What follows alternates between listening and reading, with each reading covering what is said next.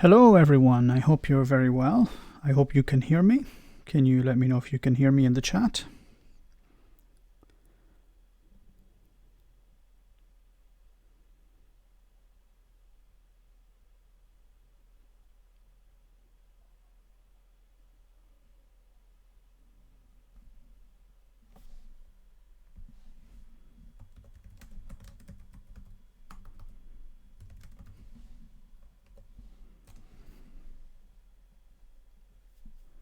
Can you guys hear me?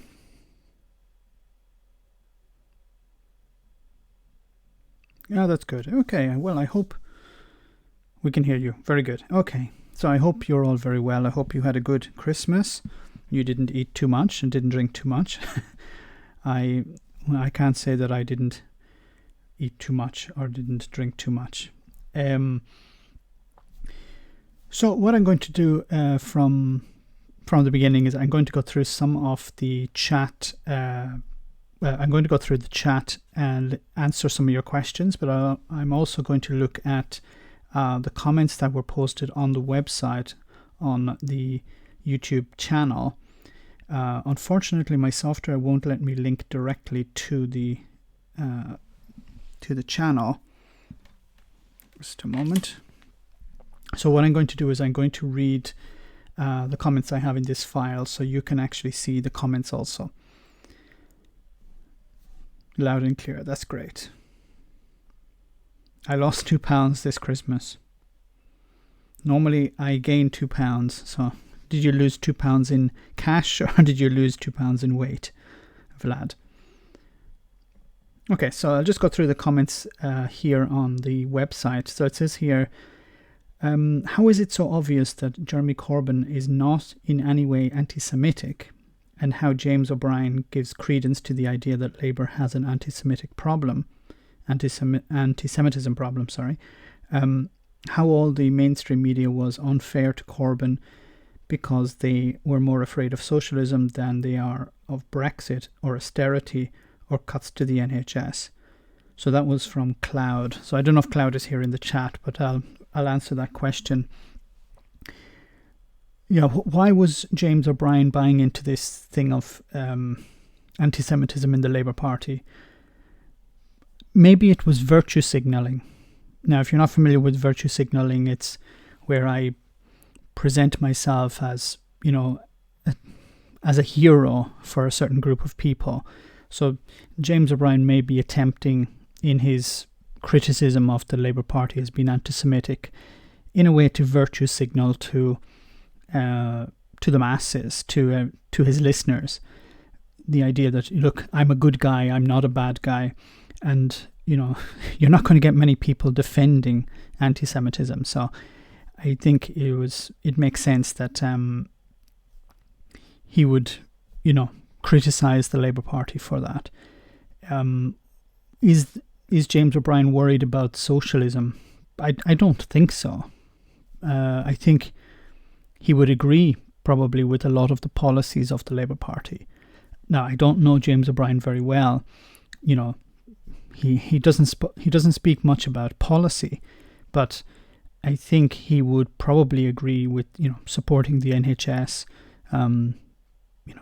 funding schools, things like that. So I can't really say that he would be critical of Jeremy Corbyn and the Labour Party on issues really of policy. I think he disagreed with Jeremy Corbyn on Brexit a great deal, and I think that was probably one of the reasons why he was so critical of Jeremy Corbyn in the general election. And I don't think he buys into the policies of Jeremy Corbyn in the sense that, not so much the policies, but the sort of support that Jeremy Corbyn had, or maybe still has, within the Labour Party, as a way that he's not to be criticised, that he's above the fray. And I think also Jeremy Corbyn maybe didn't play very well for James O'Brien in the sense that he never went on James O'Brien's show. And I think James O'Brien took that as, took that pretty badly. So the chat seems to be moving quite slowly. I hope there aren't any problems, but keep writing away anyway, guys. So I'll bounce between the chat and this file that I have where I have the comments from the YouTube channel. So the next comment here is from Glyn Baven, and he says here, why the working class seem to be supporting cuts to the less fortunate in our communities. This was a simple Brexit EU protest, or was it a sign of a shift in a less caring attitude in our country? If we are caring citizens, pick up the pieces and organize support for the groups that this government are turning their backs on, does it not play into their hands and release them from the responsibility as a government for all its people? So that's an interesting comment, yes, because the latter part first, the more ordinary citizens help out each other, which, is a good thing, and it's a virtuous thing to do, to help each other out. It takes away some of the responsibility that government has. If there are more food banks, the government can more or less say, well, we're not going to bother doing anything. So the solution to poverty is not charity. The solution to poverty must be government intervention. And it's very easy for the government just to sit on their hands and do nothing and just allow charities to pick up the slack. The other point of the comment was, why are working class supporting cuts for the less fortunate in communities? I think this boils down to the original problem of slogans. You have Boris Johnson with his Get Brexit Done slogan, and it worked well for people. A lot of people were tired of Brexit. Every day on the news, Brexit, Brexit, Brexit. And, for people like me, excuse me, I'm a political junkie, so I loved Brexit. Not in the sense of what Brexit was, but the talk and the politics around Brexit is very interesting. But your average Joe and your average May or whatever on the street, is tired of Brexit. And they were waiting for someone like Boris Johnson to come along and say, let's just get Brexit done. And I think a lot of people voted for that, irrespective of what Boris Johnson was going to do in other areas such as the NHS and schools, jobs, etc. I'll just go back to the chat for a moment. So anyone, any thoughts on the disassociate EU citizen thing? Embarrassingly, I've only heard of that today, and he looks a years old. Is it dead in the water? Me, myself, and I'm actually not familiar with this EU associate thing, because I'm going to link to another page. I'm going to link to a page in a moment from The Guardian where they talk about what's going to happen after the 31st of January. So I'll go through some of the points there. So it may relate to what you're talking about. I lost hundreds of pounds, not from jogging. Okay.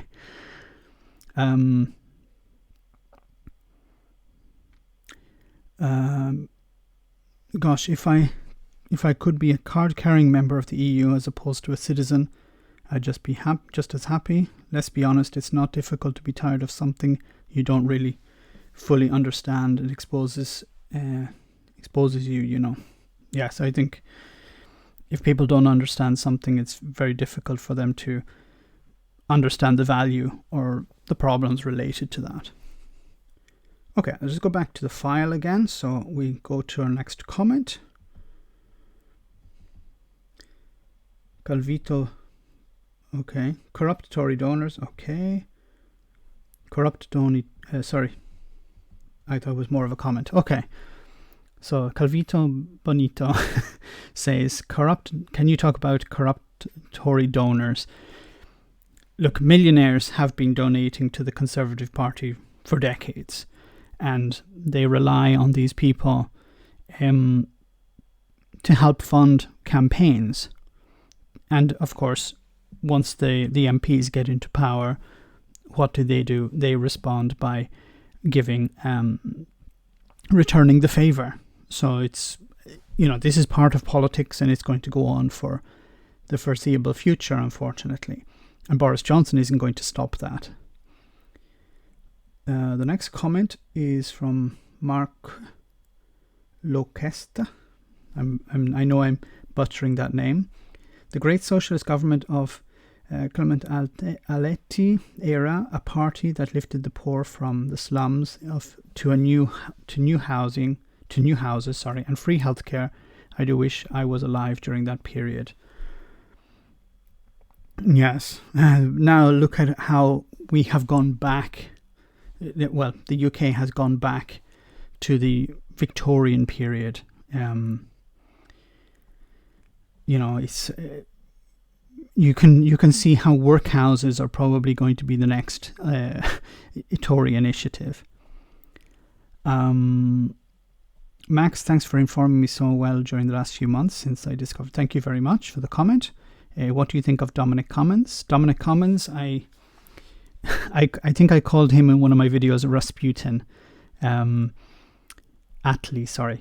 Rasputin is, I see him as a type of Rasputin figure, someone who is manipulating government. Wasn't he talking about having civil servants fired, or I don't know, getting them involved in political campaigning or something like that? He's a really, bad actor, I think. And I think he's going to be instrumental in what's going on in the future in the Tory party. He has presented the party with a victory, so they're not going to get rid of him, and he's going to be, I think, remember what happened to Rasputin. I think what he's going to do is he's going to maintain his position is he in the party? No, he's not a member of the party. He's just an advisor, but he has a huge amount of sway over Boris Johnson, and I think he's very capable of redirecting the party the way he wants it. The National Front is rising in the polls in France. Oh my God, bad news. Yes, it is. Do you think there'll be food riots like my government? The Dutch is signalling pretty strongly that they're going to play hardball. So unfortunately, I don't know much about the Dutch government, but how is the situation in the Netherlands? I thought the economy there was quite strong. Glasgow Kiss, hi. Leo, I'm from Durham, where Dominic hails from. To be honest, I'm hoping if it's him pulling the strings, he'll feel an obligation to do something for his hometown, even if it is us underhanded. Sorry, I wouldn't put a lot of hope in that. Me, myself, and I. It's been a depressing decade. Yes, hopefully the 20s will be better. I remember the last time people said the 20s are going to be good, they didn't turn out very well, but we can hope for the best now. Okay, I'll go back to the comments section. Hi QA Library. I think I need to do a live stream directly with you sometime because you have provided me with a lot of information. So maybe we can do an interview sometime in the future. We can organize something. Seth Mortimer says, the apparent victory of neoliberal capitalism over the public mind, where lies the successful seduction? I think, wow, these questions are difficult tonight. So, I think the idea of the individual has been very successful in politics over the last few decades, empowering the individual.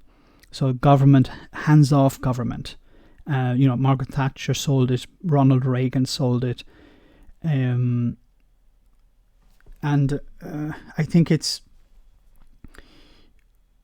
the idea that capitalism will always succeed over any other ideology. And I think it is not just sold as a political idea, but it's also sold through the media. It's sold through consumerism. I think it's sold on many different fronts, and it's always been presented as something that cannot be defeated. So I think many people give into it, and instead of fighting it, they say, look, we might as well join it. The Dutch are doing very well. The Dutch are very well prepared, though it's kind of rushing people to tidy off all the knots, so to speak, on all the business. Ken Clark said Dominic Cummings is the one running the country, and that Boris Johnson is not in control. This was recently in The Guardian. I well believe it. Boris probably has many skeletons in the closet. Favours owed. You can guarantee that, Lenny Harry. I remember he was recording conspiring to get a journalist beaten up.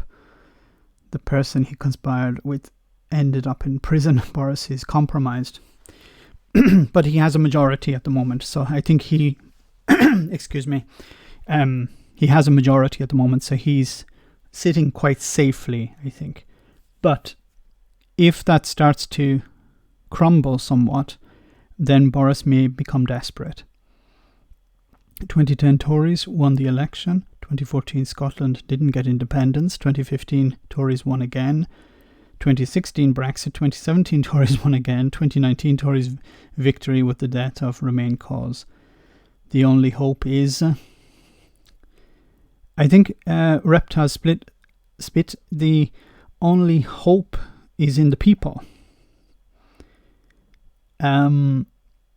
People need to be, so, I think over this last decade, we've been putting our hope in politicians. We've been putting our hope in celebrities. We've been putting our hope in intellectuals, in journalists. We've been putting our hope in lawyers even, and high court judges.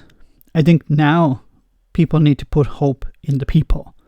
If people put enough pressure on Tory MPs, for example, in marginal seats, or Tory MPs even in strong seats, and say, we're not going to vote for you. If one person goes to the Tory office and says, I'm not going to vote for you next time, they won't care. If 10 people turn up, they won't care. If 100 people turn up, they won't care. If 1,000 people go to the Tory office of their local MP and say, we're not going to vote for you next time, and we're going to go out and we're going to go on social media and we're going to promote this message, then they will listen.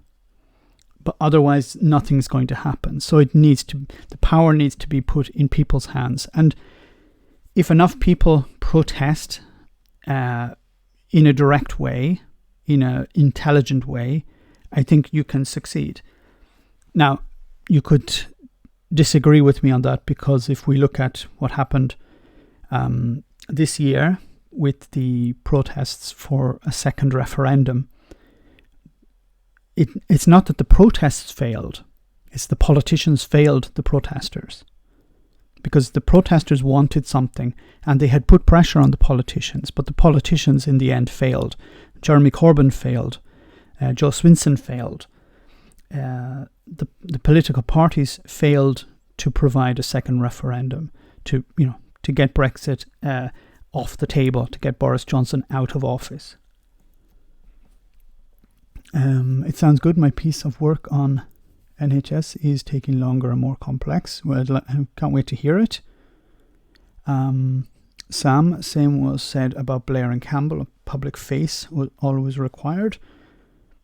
So, guys, there seems to be a lot of rumblings going on about the new Labour candidates. So, what are your opinions on the people who are in the running for the new Labour leader? The Dutch, Irish, French, and Germans spent money on more port infrastructure and 1,500, 2,500 more customs officers with funding another 1,500 needed. The UK cut 52 to 6 million for budget. Yes. It's insane. Yeah, but Boris was talking about, we're going to spend loads of money on preparing for Brexit, and then it didn't actually take place, while the European Union is preparing for Brexit. It's insane.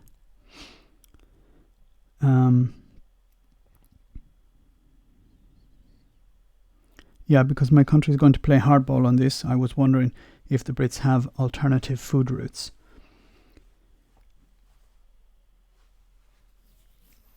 I don't know. India? Where can the UK get the United States? But I don't even know if that's possible. Brexit is going to make everything more expensive because you're going to get you will need to get medicines, food, raw materials from all over the world if you're not getting them from the European Union. At this stage, a severe hard Brexit is what is needed. It'll cause hardship and possible deaths, but these people need to reap what they sow. I know what you're saying. We have to fight back by protesting and the rest, but the right-wingers always win. Indecency wins, poor suffer, and we are increasingly becoming a non-rule-based society. I still believe in showing, for example, Tory MPs, showing them that they have privileges, particular privileges now, a very good salary, a car that takes them to Parliament whenever they want, an office, restaurant expenses, even all small things that add up to a very privileged lifestyle. But if you show to them that this could be taken away from them, that it's not something set in stone, it's not something that's guaranteed. If you start chipping away at an individual MPs, Boris Johnson will eventually feel the heat. It's not something that would happen over a few days or weeks or months. It could take years, but I think it's the only way. If Boris fails with Brexit like May, would the Remain movement revive? That's an interesting question, Harry James, but I don't see how. Boris Johnson only has two ways. He either has Brexit with some type of deal, or he has no deal. And at the moment in Parliament, he doesn't have any pressure on him to deliver a deal or a no deal. Like, there's no pressure either way. So I think he's free to do what he wants. So I don't see him failing, really, because he'll be the one writing the rules. So he can say, if I come back with a crappy deal, that's still a victory. So, good evening, everyone. So there's a load more people coming in. Dover got turned down by national government funding and backing to expand after local government refused planning permission to expand. Oh my God. So this is QA Library. This is a very interesting topic where the government are trying to do something related to Brexit, for example, and the alternative is the local government are saying, no, we're not going to accept that. So who wins out? I think it's going to become extremely costly and timely in order to get some of these promises that Boris Johnson is, he's saying something to the public, and in the media he's presenting certain opinions of his and how Brexit is going to be a great success or how we'll be able to do X, Y, or Z. But in reality, I don't see that happening because he's going to run up against a lot of brick walls. Showing MPs they have privilege makes a difference. Turned up to a food bank and got run out of time. He got re-elected. Okay. It's who voted for him. I think we need to know who these people are. Who voted? Like, okay, we can say poor people voted for him, but I think once things start to bite, hi Kevin, once the problems start to manifest, I think people will start to look around them and say, wait a minute, I thought things were going to get better. I thought, our situation was going to improve. But I see more and more food banks. I see more and more people going and getting payday loans. I don't see the situation getting better. And I think this idea of getting Brexit done, Boris Johnson has lied about this. He had said on the 31st of January, we'll get Brexit done. People are going to realise that after the 31st of January, Brexit isn't done. Everything is the same. And he'd be shown as a liar. Now, of course, for many people, they won't know the difference. They wouldn't know the difference between a hard Brexit and no Brexit, or they wouldn't know the difference between being part of the customs union or not being part of the customs union. So whatever Boris Johnson does, many people won't know about it or won't really care about it. They'll just believe whatever he says. But I think for a lot of people, they're going to say, wait a minute, I thought Brexit was done, and now we're still talking about Brexit. I don't think people want a political revolution. I think they just want a bit of order and honesty personally. I think they need detail and clarity added to that. Sorry, I thought we were making a general comment about politics. In general, Brexit is part of general politics, so feel free to talk about what you want. I'll just respond to some of the comments. So, can't wait for the EU to flex its muscles and bust nations' cognitive dissonance bubbles. I can't live here, only hope now is Scottish independence. If they get it, I'll move up the border tomorrow.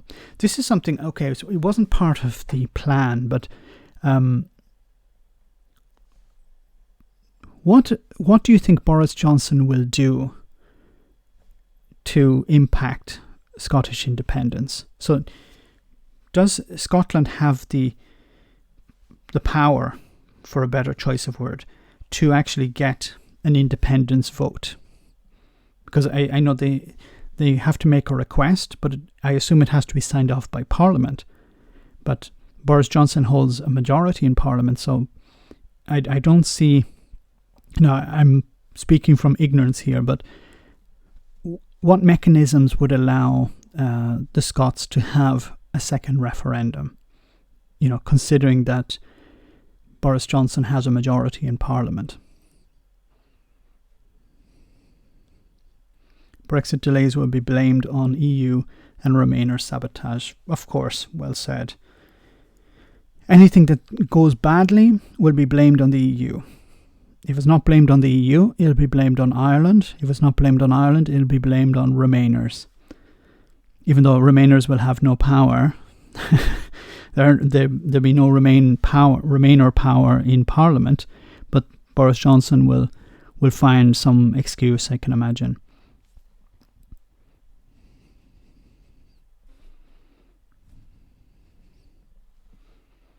I don't understand. Its Tories, including Boris Johnson, have been jeered, booed, laughed at, berated and run out of town during the general election campaign, yet the Tories win by a large majority.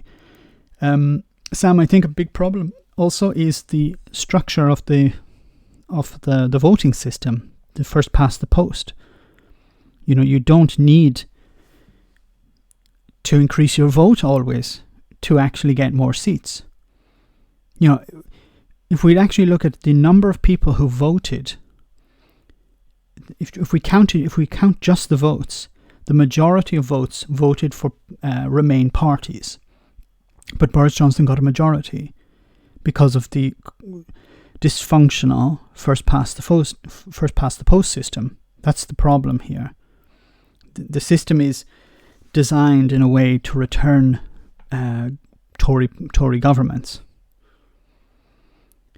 Do you support Irish reunification, Terry James? Do I support reunification? So by not answering immediately yes or no, that's probably not a good sign. Yes, if it's done through consent, of course. So I don't... So in a way, this is a difficult way for me to answer, because I want to answer it honestly. So emotionally, I think it would be... I would support it. But I think there are many problems with... for political reasons, there could be some serious problems having a united Ireland, because there is a large unionist community in Northern Ireland who would not feel part of that Ireland. And I think that's a bad thing. I think it would be a good idea to have... Hi, Sarah Jessica Farter. The experts say that the SNP and Greens also support win a majority of the seats in 2021. Then Johnson will allow a referendum. So about a united Ireland, I think... So emotionally, I said I would support it. Politically, I don't want a particular group of people to feel alienated. And I think many of them would feel alienated. But I don't think the reason why they feel alienated would be actually a legitimate one, because the Republic of Ireland today is very different to the one of 30, 40, 50 years ago. It's no longer a Catholic Ireland. Some parts of it are. Many people feel that they're, when they're asked their religion, they say Roman Catholic. But it's, for a lot of people, it's out of routine, or it's, I need to identify with something. So they would say I identify as Roman Catholic. But it's not, the same as it was back in the 1970s or 60s. So I think the Unionists who still feel that, the Republic of Ireland is a papist state are misunderstanding what the Republic of Ireland is today. It's much more liberal, it's much more progressive, it's much more open, and much more secular. So I don't know how the Unionists would view that. Now, unfortunately, I think a lot of Unionists only listen to the likes of the DUP, who are completely against anything Irish. So, they're in a sense brainwashed by the DUP. But I've spoken to many Unionists, and, they've basically said that they expect a united Ireland, and for them, for many ordinary Unionist people, they don't care about politics. They care about having a job. They care about putting food on the table. They care about their children's future, and they view the European Union as something better than the UK at the moment. And that's, I'm not speaking for a majority of Unionists here, but I've spoken to a few Unionists, and they were very open about the idea of, for me, a united Ireland is not the end of the world. I'd prefer to stay in the Union, the UK, but if our future is more prosperous in European Union, then we have to go that way. Let me see. Boris supporters will get a reality check when the spaghetti and chips brigade, Simple Mind, find out their holiday in Europe is much more expensive post-Brexit. Yeah, I think the European Union, just to piss off the Brexiteers, should have a Brexit tax. So every time, when the Brexiteers come to Venice, for example, there's a queue. European Union free, UK Brexit tax. You have to pay €2 to enter, Venice through the turnstile or whatever, just to piss them off. And say, well, you voted for this. What is the difference between being a believer and being a cultural religion person? Torstein Morgenstern. What's the difference between being a believer and a cultural? So if we take, for example, Judaism, so you can be a cultural Jew or you can be a religious Jew. Cultural Jew is just someone who follows the cultural aspects. So you don't do the religious rituals, but you do the cultural rituals, which come from the religious ones. But people who would be, for example, Bernie Sanders would be a cultural Jew, but he wouldn't be a religious one. I don't think he's a religious person. I think he's probably an atheist. But Sam Harris is a perfect example. Sam Harris has a Jewish background, but he's an atheist. But he still does certain aspects. He respects or carries out some of the traditions of the Jewish people. It's a bit like, it's not a very good example, but St. Patrick's Day. Many Irish people celebrate St. Patrick's Day, but not for religious reasons. It's an excuse to get blind drunk. But it's technically a religious festival. Wish I had an option to opt out of EU citizenship for the third-rate British nationality, which doesn't allow you freedom of movement and takes away your right to work. I know it'd be great if people could actually, opt in and opt out of particular aspects, but of the citizenship. Now there was talk about the European Union allowing members of British people to apply for EU citizenship, but I think it was something from 2014, long before Brexit, and it's no longer the case. UK should have funded a bursary scheme to relocate all Brexiteers to the Falkland Islands so they could have their wish of being outside the EU while the rest of us get to remain in. Yes, exactly. I want to question more on a comment on the modern person in a religious context. I'm not sure I'm not sure I understand your question. The rest of the UK is being sold a red herring regarding what Scottish nationalism is. Scottish nationalism is civic nationalism. It isn't a desire for ethno-nationalism like the English Brexit. Yes, the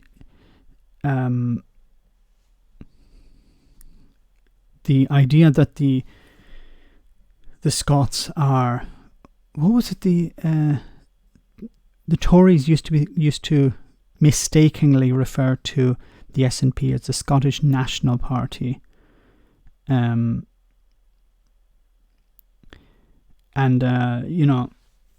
the way they refer to Scottish nationalism as, the equivalent of, an old nationalism from Germany.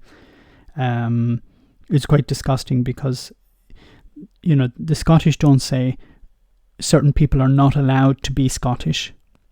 They say anyone who comes here and shares our beliefs is Scottish. That's very different from, for example, English nationalism that you see from the National Front or the BNP or whatever, who say, you have to follow certain rules, and normally these are ethnic rules. And if you don't follow these rules, you're not a British person, you're not an Englishman or an English woman. Well, if you ignore the will of 6 million people for long enough, it does stand like a sore thumb. If nothing else, you have to listen to or seen to. Scotland is a very different country from the UK, or should I say England? Yes. Will the right-wing press ever allow a left-leaning Labour Party to be elected? Maybe, but it depends on... Hi, Anthony C. Welcome to the chat. I think it depends on how the Labour Party present themselves. So if they say we're going to cut taxes for the millionaires, then the right-wing newspapers would say, yeah, we'll give you our full support. Okay, I'm being a bit, I'm exaggerating a little here, but I think if they're able to present themselves as something different or something new, maybe it's possible. You know, who would have thought that Rupert Murdoch would support Tony Blair back in 1997? The two ambulance stories really angered me. These UK conditions make some third world countries look like the Ritz-Carltons. Fred Flintstone's gone to the hospital faster than the poor Flebs. I was speaking to someone who I know who works as a paramedic, and they said the situation is just is terrible. And this was not in the UK, this was in Ireland, but in Ireland they're suffering very similar problems. Bornbon Boscher, Happy New Year to you too. Then if we believe, I've lost some of the thread of the chat, so I was about to respond to that. But about the ambulances, yes, the situation is terrible, and of course there isn't sufficient funding for that. There isn't sufficient training for the new staff, and this culture of fear that's been presented by Theresa May in the past to discourage people coming to the UK to work in, for example, the NHS, has just degraded the NHS continually. But I want to do an interview with someone who has, their ear to the ground on this, and I'll put up a video about it. But I really fear that the future of the NHS is in private hands. And, you just go on YouTube and search for any horror story in the US where people have to pay up to $2,500 for a taxi for an ambulance call out. It's angering. I saw a documentary about how I think I was talking about it in one of the videos, where a young lady working in a nursing home for, I think it's $8 or $9 an hour. And she started to have headaches because she was working too much, and she went to the hospital, and they said, well, we'd like to do a CAT scan. Do you have insurance? And she said no. Now, the video didn't say whether or not she paid for the CAT scan, but it was disgusting. And then she went to the administration office to pay, and she had something like $400 or $500 to pay. And then she was given a prescription for some medication to take, and she was deciding whether she'd buy the medication, because she said, look, I can't afford it. It was something like $400 for the medication. That's the future of the NHS in the UK. That's what the Tories want.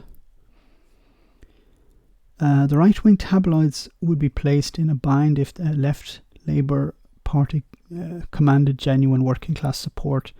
The bind being that the working class are the main purchasers of these tabloids. Sarah Jessica Farter. I don't know if that's really the case. I think they could still sell the message that, the Labour Party want to sell you down the river. The Labour Party don't care about the working class. I think if they want, they can sell whatever message they want to the working classes. In overcoming sectarianism in Scotland, yeah,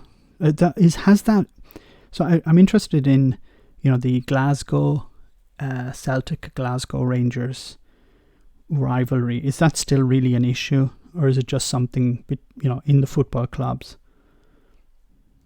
The perfect way to tank LRBs, Labour leadership campaign would be for for Tony Blair to endorse her. Maybe, yes. Miss Nomad, one of my meds each month costs $900.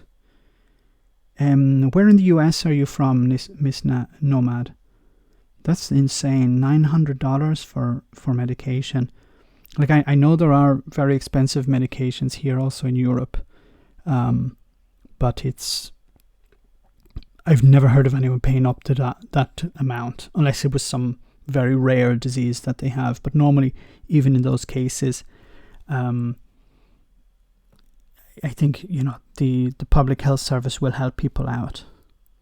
I know in the UK, if they can't get certain treatments, you can be sent to Germany and it will be completely paid for now. US or Australia will not allow us to work and live there, no matter how fantastic trade deals broke between them.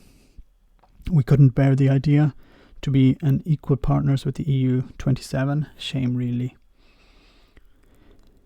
Yes, this idea of Australia, New Zealand, Canada will, be the solution. But the problem I find is that most of the people, of course, who voted for Brexit have no intention of relocating because they're in their 60s or 70s. There are people who are close to retirement or who have already retired, and they have nothing to lose if the UK cuts its ties with the European Union. How many young people rely on traveling to the European Union for jobs, for Colorado, okay. Traveling for jobs, traveling to study, moving around. They're not like the older generation. The older generation who say, look, I went to school here. I may or may not have gone to university in this area. I bought my council house, or I bought my house here in this town.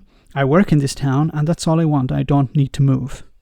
Maybe once a year I go on holiday to Barbados or Ibiza or something like that, but not, I don't need to travel. So I voted for Brexit. Epipin is $519 a month. That's insane. Miss Nomad, I want to ask you, what is the response of ordinary people to this? Do they not understand the problems this causes for other people? Like, I understand that a lot of people are against the idea of Medicare for all, but do they not understand that Medicare for all would eliminate these types of costs? And the health insurance companies are, price gouging people. Total medication costs each month is $1,850. That's insane. Like, I don't know your background. I'm not going to ask your background, but if somebody is in a similar situation to you and they don't earn that money, what do? They just don't buy the medication?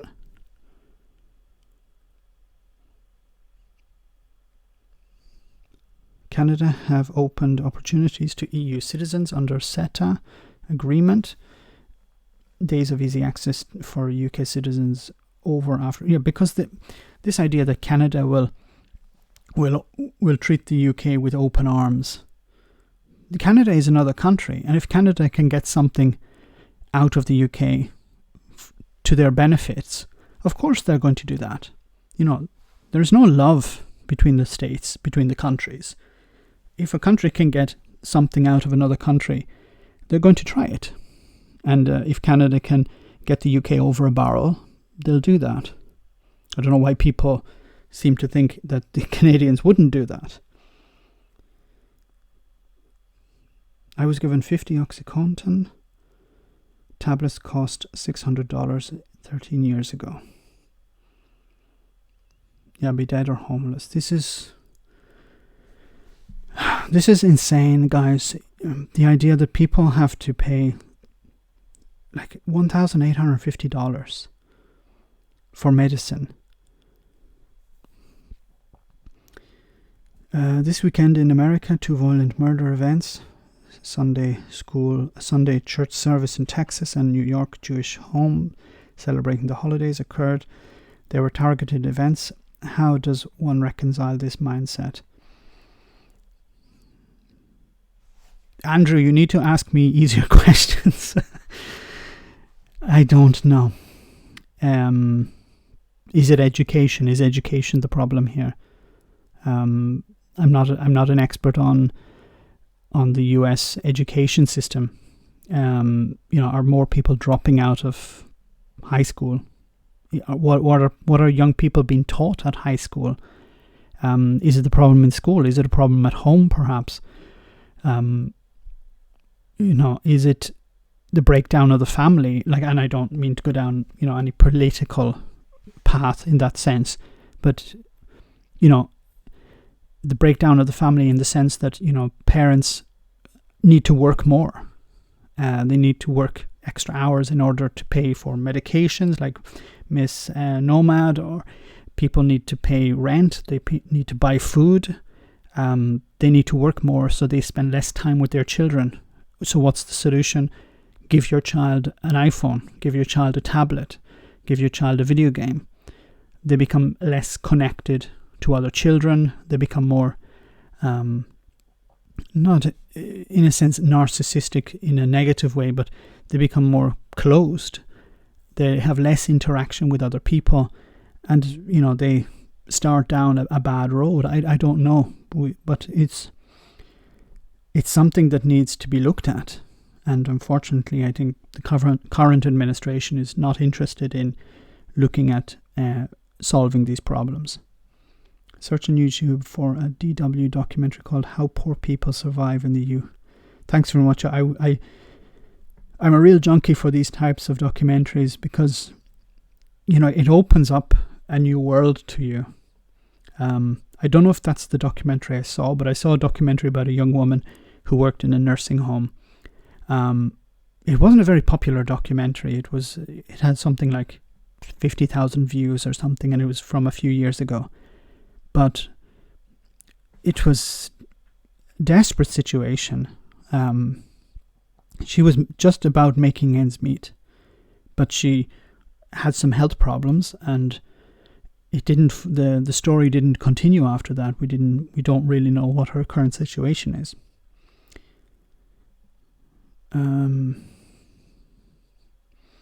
The same images were sprayed at Jewish places in the UK on the same day. Yes, there's a lot of... I think certain politicians have opened the door for really bad things to happen. Sicko by Michael Moore was a real eye-opener. Sicko Michael Moore documentary is true. I think the Sicko documentary, basically it was true, but I think there were some parts were a little bit exaggerated. But in general, it is true. There's no prescription fee in Scotland. University is free. No water bill. Yes. We Scott's dog. Welcome to the chat. It's heading for the UK. Very sad that some won't miss the NHS until it's gone. Yes. Even when it's been managed, even then its managed decline may blind them to what they have lost. Memories of NHS free at point of delivery will be called fake news. Yeah, of course they'll say, no, it was never really free. You always had to pay something. And if it's done gradually, people won't remember. And especially, the young people growing up today, if they grow into a system that's already, privatized, they won't understand what it's like not to be privatized.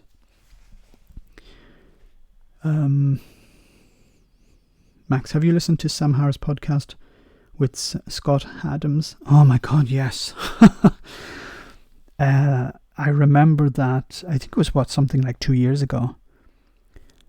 I think I actually did a response video to that.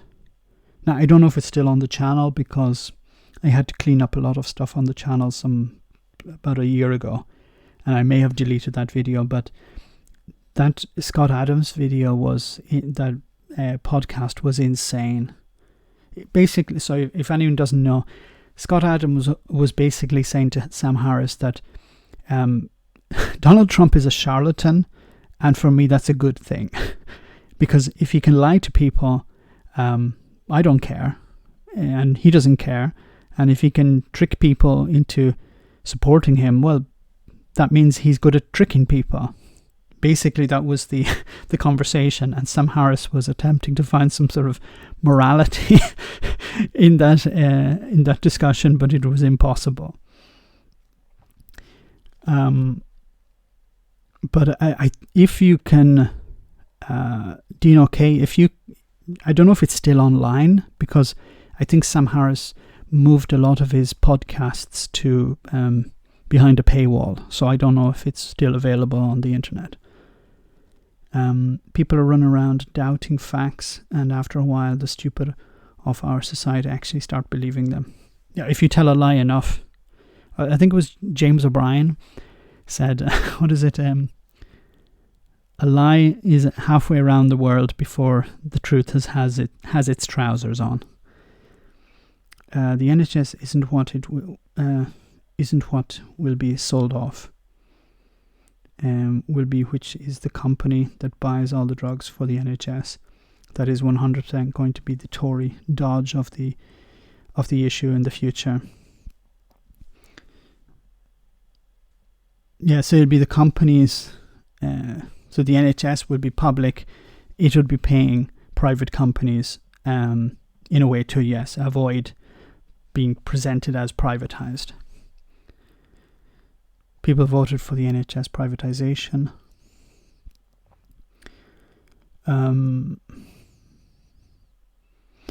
Miss Nomad, do you think Bernie Sanders has a chance of winning in 2020? I mean the nomination, not so much the election against Trump, but the nomination.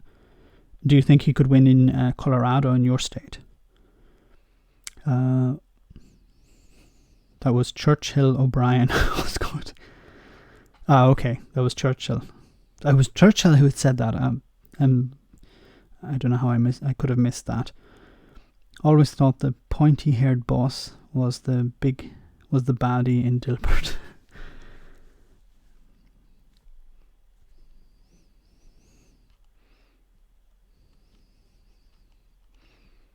Nice can be the purchaser. There will be changes scarier than that. Nice will be used politically, yes. If you can, offload some of the political damage to someone else, then of course they can say, look, the NHS has not been privatized. Okay, I'm just going to go back to the user comments once again. Guys, remember, when I upload on the channel, the community page on the channel, I normally put up a page, so if you want to put some comments, and I'll attempt to read those out in the live stream. So it says here, how amazing is it that those calling for a change in the electoral system in the UK then change their minds once there again a huge Tory majority occurs. If Corbyn had been successful, you can be sure they would be arguing for electoral reform. Of course, the idea that the first past the post system is dysfunctional, but the Tories are happy with it because it delivers a majority to them, or it at least protects them from being completely destroyed. Unfortunately, also the Labour Party have been also defending first past the post, and now some members of the Labour Party are open to the idea of changing that. So until that's reformed or changed, I think we're going to see pretty much two-party systems. A two-party system, sorry. Douglas Murray or Sam Harris, who guides your insights more?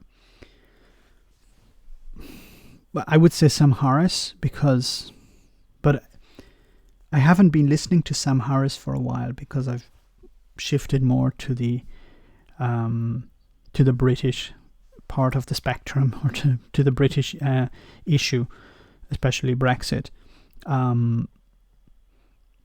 Something I like about Sam Harris, and I hope he still does it, is he, and maybe Douglas Murray is somewhat similar. Sam Harris presents the idea of the steel man, not the straw man, but the steel man. So instead of in a straw man where you exaggerate or misrepresent someone else's point of view and then knock it down and say, look, I claim victory over this. Senior Sir Squeeg, see you later. Okay, have a nice night. Enjoy whatever you're watching. So Sam Harris instead presents the steel man, where I build up your argument, or I present your opinion in the best possible light, and then I try to knock that down. So that's what I admire about Sam Harris. Douglas Murray, I think he's a bit too fixated on religion, and especially Islam.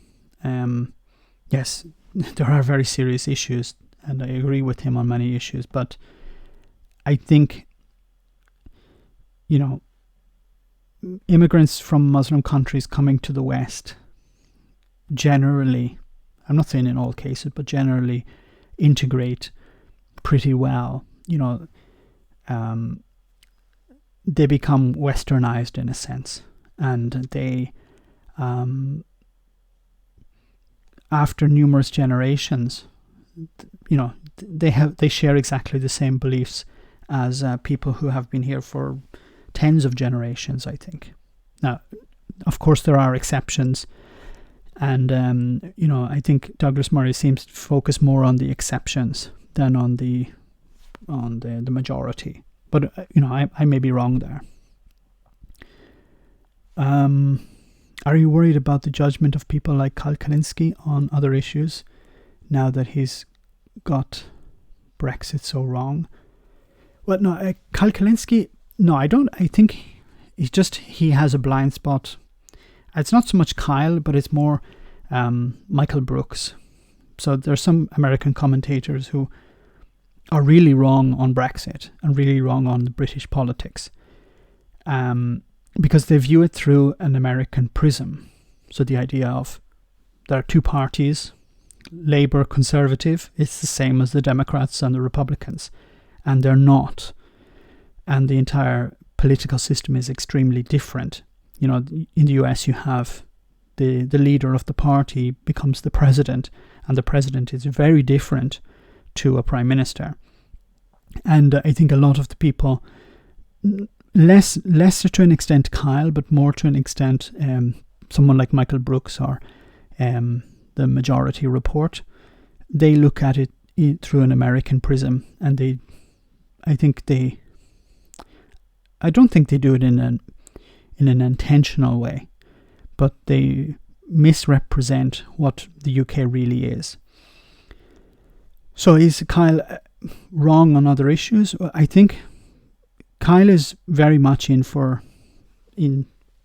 supporting Bernie Sanders, and I support Bernie Sanders. I'm going to hold up my hands here. I think Bernie Sanders would be a good candidate, and I think he would be someone who would fight for ordinary people.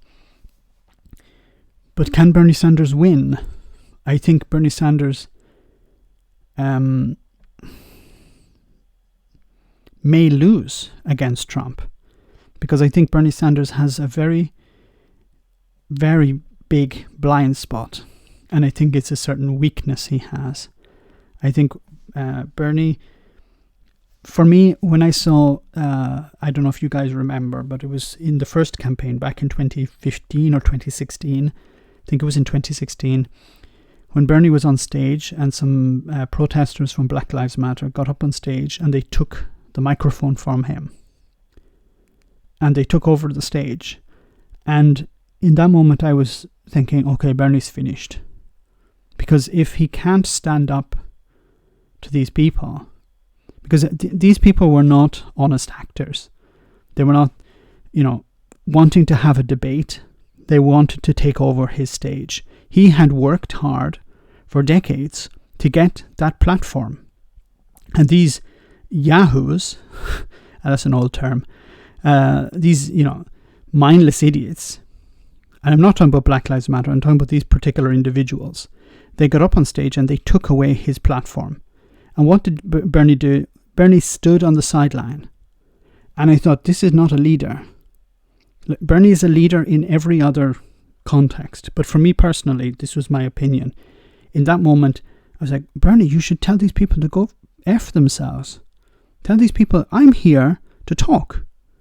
Maybe it wouldn't have come off very friendly, but that is his platform. He earned that platform. He deserved that platform. Those people did not deserve that platform. So they had no right to take that from him. So I think he should have kicked their asses off the stage. Not literally, of course, but he should have been more forceful.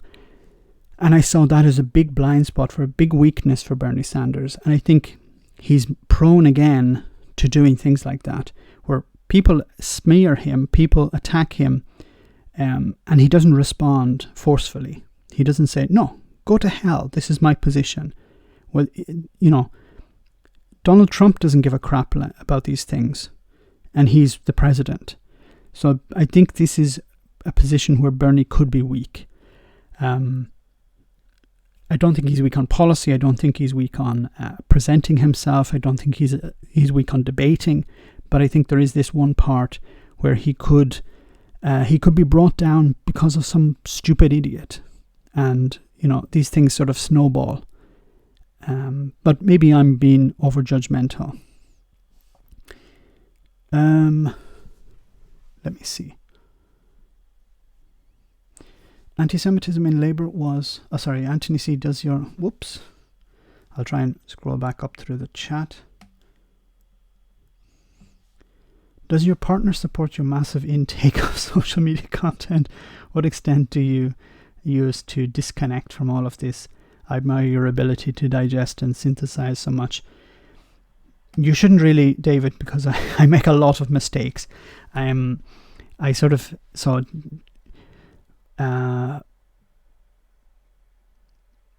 I try not to. Let me try to explain in a better way. So I use Twitter a lot. So I don't go on Facebook so much. I used to be on Facebook a lot, but now I'm more on Twitter. And I think the information I receive probably is not a good idea, but it's somewhat of a, how can we say, an echo chamber. And it's related more or less to the same mindset that I have as in an echo chamber. And I digest more or less the same information all the time. So I'm not really maybe learning something new, which is not a good thing. I want to learn more. But I have surrounded myself with people who agree with me. And I'm trying to break out of that. But it can be difficult because a lot of the people I try to reach out to, in regards to people who disagree with me, are on YouTube. And the ones on YouTube, their first response, not all of them, of course, I have a good relationship with some of them, I think, but a lot of them are just trolls. And I don't have time for that. I don't have time to listen to those people. But my partner, she's very open to this. She said, this is your project. I fully support you. So I'm very grateful for that. Okay. The middle class are racist, but they know when and where not to mention it. They definitely express their racism at the ballot box. And I think this is, Lenny Harry, I think this is a very important point that many people seem to forget, that we have pushed racism under the surface, but it's not gone away. So people are, in the past, in the 1970s or 60s, people would say certain things. Now they know not to say those things, but that doesn't mean that they don't believe them. Black Lives Matter is important. He could have got in the way, but chose not to. I haven't seen it, so I couldn't possibly comment, but I know how I feel about it already. I recommend you just do a Google search on Bernie Sanders, Black Lives Matter video, and you'll see the video. I recommend seeing the whole video because some people have cut it down, but it doesn't show Bernie in my opinion. Now, you're open to your own interpretation, of course, but in my opinion, he didn't come off very well. I think you care more about the UK than the proportion of its residents. Keep up the good work. Thanks, David. First Lady Obama has already made clear she will not run, and people have made Secretary Clinton aware her trying to run again would only ensure the orange freak shows victory. Yes. Why the hell doesn't Hillary, with all her money, go and live on a desert island, or in the Caribbean or somewhere? Just, get up when you want, drink pina coladas every day, have an easy life. But what is it with these politicians? I'm not just talking about Hillary Clinton. Here in Italy, we have Silvio Berlusconi, a billionaire, who could be having an easy life, relaxing every day, having his bunga bunga parties, everything he wants, and he gets involved in politics. Okay, I understand it's not a good comparison because Berlusconi needs to be involved because it gives him immunity from prosecution. But generally, go and live on the Cayman Islands or something. Leave the rest of us alone. We don't want you. This is to the politicians who need to go away.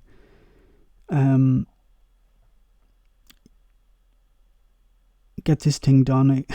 Get this thing done, Brexit. Brexit means Brexit. Leave means leave. Fish means fish. Blue passports means blue passports. Simple. She believes that she alone can fix the world problems. Oh my God. Excuse me. But why? If you failed against a reality TV show star, does it, who does she need to lose against next in order for her to understand the people don't want her? It's the whole entitlement related to the presidency, I think, was really the sinking for Theresa May. I was going to say Hillary Clinton. It's my turn. I'm with her. Another Clinton, the Clinton dynasty. This was disgusting. It wasn't based on what she's going to do for people. It's what the office can do for her. Hillary Clinton is probably sublimating. Is for the other things she's not getting at home. I let you feel that. But surely she has the money to get that. Brian S., thank you very much for the live chat. Ci vediamo in 2020. Do you have a question, Brian? If you have a question, shoot it at me. Just sent you an email direct message about when I worked in the NHS, the cost cutting. So QA library, if it's okay with you, I'll read that later or tomorrow, and I'd love to do a video on it, because any information that I can present, in my videos, if it's based on real data, real facts, one thing is me presenting my opinions, but another is, something based on facts. Power is a drug. It is indeed. Probably the worst kind. And there isn't a cure for it. You could have said the same thing about Jeremy Corbyn, I suppose. I did talk about Jeremy Corbyn's hubris. The idea that he thought he would be able to ride in on a white horse and after Brexit and become Prime Minister. Later, please, sure. Whenever you can. Pina coladas and desert islands sounds amazing. Multimillionaires are dumb. I used to think about this. For example, what's his name? He used to do a TV show in the US. My memory is going. I'm getting old, guys. But now he spends all his money on classic motorbikes, and he spends his money on classic cars. He used to be a talk show host, a stand-up comedian. He's a multimillionaire now, but that's what you should be doing. Spending your money on classic motorbikes or classic cars, or villas in the Caribbean or something like that. The easy life, or traveling across Asia on a motorbike.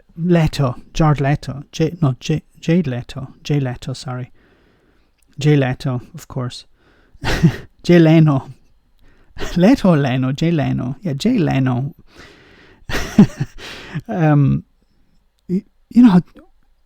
I think he's dead right. Like, he has loads of money, and what does he do? He spends it on ridiculous crap, but he's not impacting anyone's life, apart from maybe the CO2 emissions that's produced by these motorbikes. But apart from that, he's having zero impact on anyone and on anyone's life, and he's enjoying it. Fair, more power to him, as we say in Ireland. Not while Earth can. Which is the best vegetable? Depends on who you're talking to, of course. Power tends to corrupt, and absolute power. Well, the name of this channel is after someone who had, an affinity with corruption, or a certain opinion, I should say, on corruption. It was clear he was going to win the second time round. Why did he do it in the first place? Are you talking about Bernie? Jeremy Corbyn. No, the second time round, and you need to explain a bit better. A lot of Israelis against the actions of Netanyahu and his right-wing government. What is the situation in Israel at the moment? Do they have a new prime minister or not? Because I know that there was an election. Netanyahu won the election, but then he lost or something like that.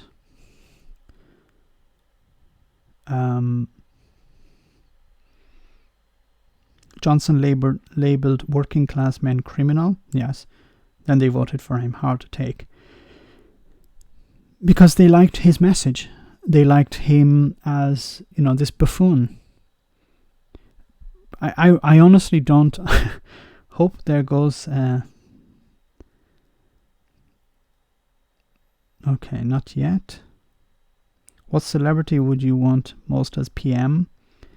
Asking as a funny hypothetical, not serious. Daniel Craig would be a fantastic prime minister, no? He said, look, I used to be James Bond and now I'm prime minister. It's the first one that popped into my head, Daniel Craig. AOC is beautiful. Yes, she is. Bibi just won the head of his party, but he has yet to win as PM. He and the other guy have both failed to form a government. So at the moment there isn't a prime minister in Israel.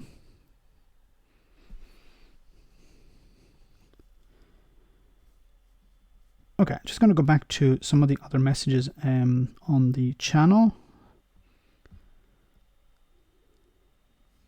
Okay, so I'll have to read this in sections because it's quite big. So I don't know if you guys can see it, but I'll read it anyway. American Lexiters have been annoying me recently. American Lexiters, okay.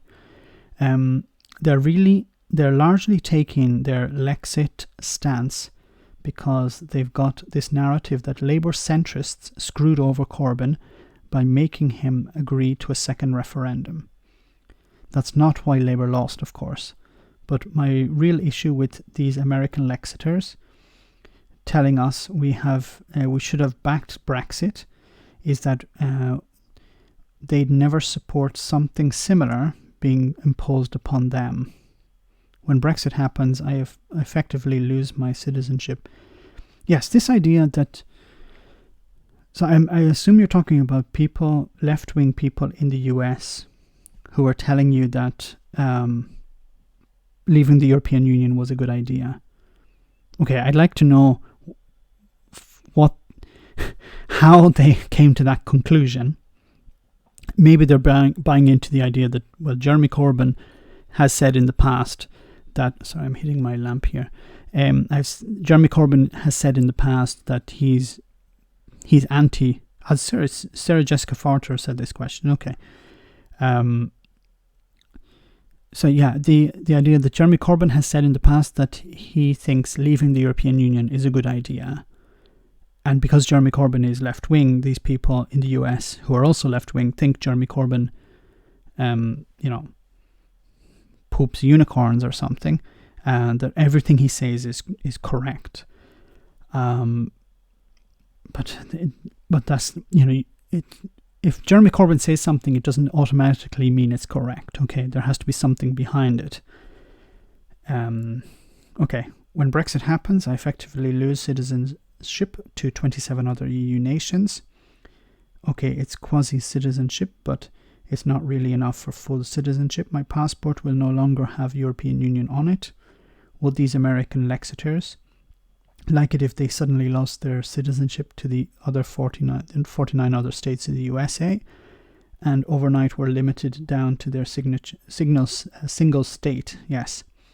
They lost their right to live, work and love in the 49 other states. Would they accept that? Of course they wouldn't. American Lexiteers need to sit down and shut up. Well, I agree with that, yes. Like, these people don't understand what Brexit actually is. And I found it quite frustrating while listening to Michael Brooks, not him directly, but there was other people on his show who were talking about, it's, the European Union is this liberal entity and it's a good idea for the UK to leave the European Union. So I'm just going to come back to the chat again.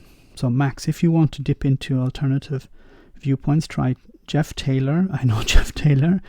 And Akkad Daily. Is that Sargon of Akkad? Get out of your echo chamber. I got banned for sharing too much content on those channels.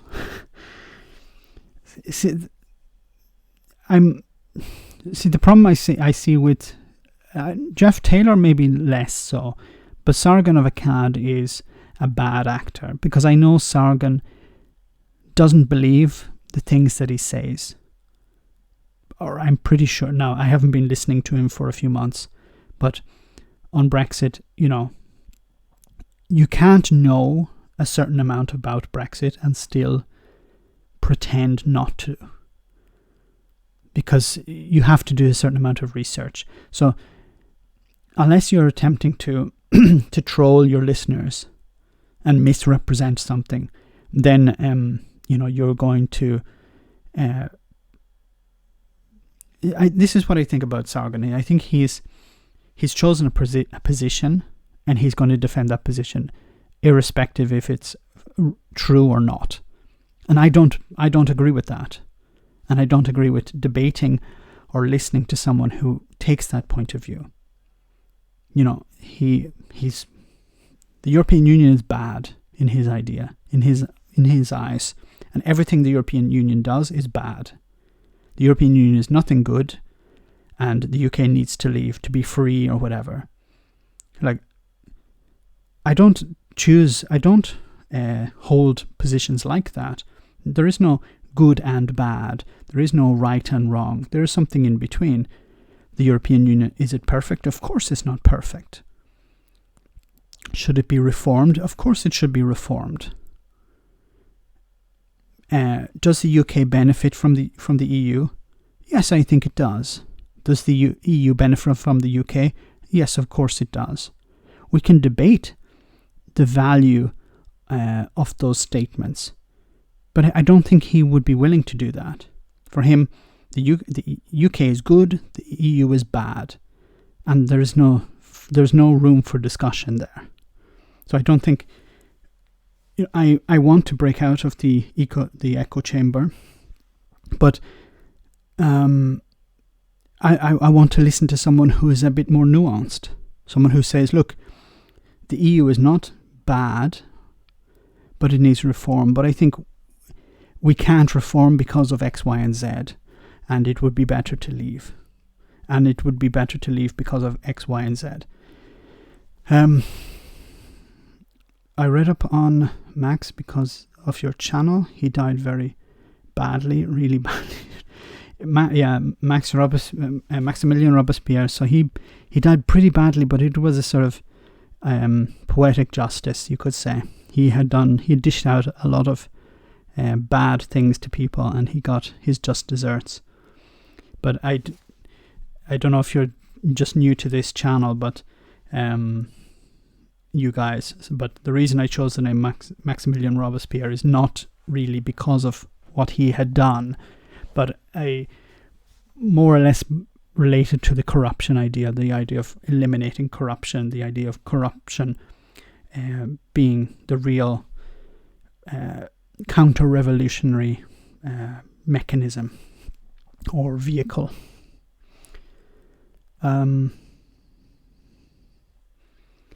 The EU was formed for one reason in the beginning, to ensure another World War II could happen. Should not happen. Sorry, couldn't happen, yes. Yeah, the European Union was, at the beginning, back in the 1956, I think it was. It was formed, we're 10 years, just over 10 years after World War II. We don't want this to happen again. Let's come together as nations, with respect, and work together as a community. Max, are you going to be around for another few days, reading and replying to your email? My email? You mean the channel comments? I'm going to be around. I start work again next week, so I should be free around this time. Sargon, it's difficult for a man to understand something if his salary depends on not knowing it.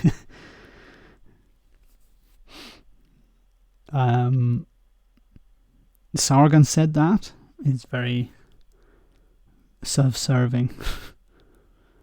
If Boris wasn't around, we can only dream. Who wouldn't have taken over the leadership, and would the Tories ended up with the same majority?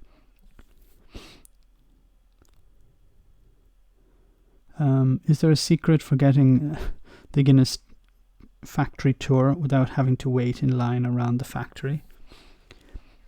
Maybe if you know someone who works in the factory, but I don't know anyone who works in the factory, so unfortunately I can't help you out there. Was he wearing the 2011 MLG meme compilation type glasses in your channel icon when he was killed? No, that's mine. This is what I don't get about Brexit. The EU will make all the European countries feel safer, respect each other, stop jealousies, and keep calm the fears of another world war. It will try, but Miss Nomad, but you have to remember that Brexit is not an isolated issue. There are many countries in the European Union who also want to leave. Not countries, but parties in those countries that want to leave. Here in Italy, we had a right-wing League party who were talking about leaving the Euro and eventually leaving the European Union.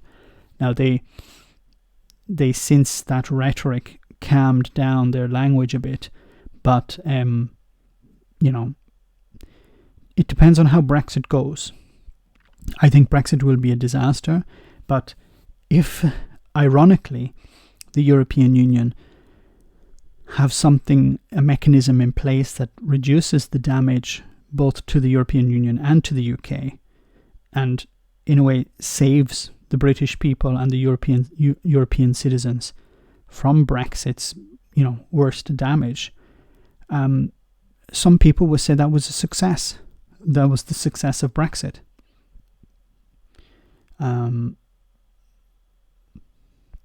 I don't think me and Sargon just ignores all info inconvenient to him because it means he can keep raking in cash. That's because many non-EU nationals were walking in all over the border. The Iran war will happen. Post-Brexit Tory will be up for it. Yes, because Globe Twig, because there'll be money to be made there. You know, war is good business. I have very important people in my life that live near Blackpool. I care about them. And this is one of the reasons I talk about Brexit is there are people, relatives of mine, friends of mine, living in the UK, and I worry for them following Brexit. I also worry about people who are on my channel, people who comment on my channel, people who talk to me on my channel. I don't know all of you guys personally, but I do care that that you'll have a future where if you get sick, you don't have to pay for it. If you have problems, the government will help you out. That's what I think should be the future, and I worry that it's not going to be. Some have nostalgia for a golden age that never truly existed, and for the glory days of our colonial past, which they wish to live in. Champagne or Prosecco? Prosecco. Don't even ask that question. Just bought a Magnum of Prosecco for Gav. Oh, very good. I live about how many miles? About 20 miles from the area that make Prosecco, called Valdobbiadene. So it's this area. It's between two mountains. The land is a type of valley area where the temperature is slightly higher than the other areas, so it's very good for the wine production, and the Prosecco is produced there. But you have to try spritz. Spritz is with Prosecco, ginger, type of called ginger. I don't know what it's called in English. It's a red liquid, and olives, and a slice of orange, and soda water. I'll be fine after Brexit. Decent job, and Scottish government will mitigate some of the damage, but I feel for those who won't. I don't know, Glasgow Kiss, like what will happen to the Scottish government? How will the Scots be affected? Because you can't really close the border. You can't, mitigate all the damage. But EU will do its best to make best out of the Brexit mess, minimise damage to the UK, EU and UK economies.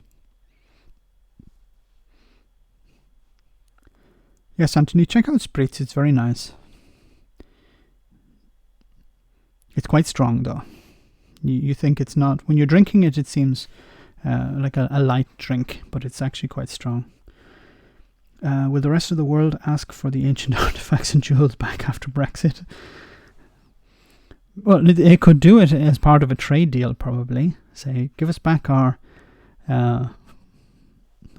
Egyptian mummies, or we'll not do a trade deal with you.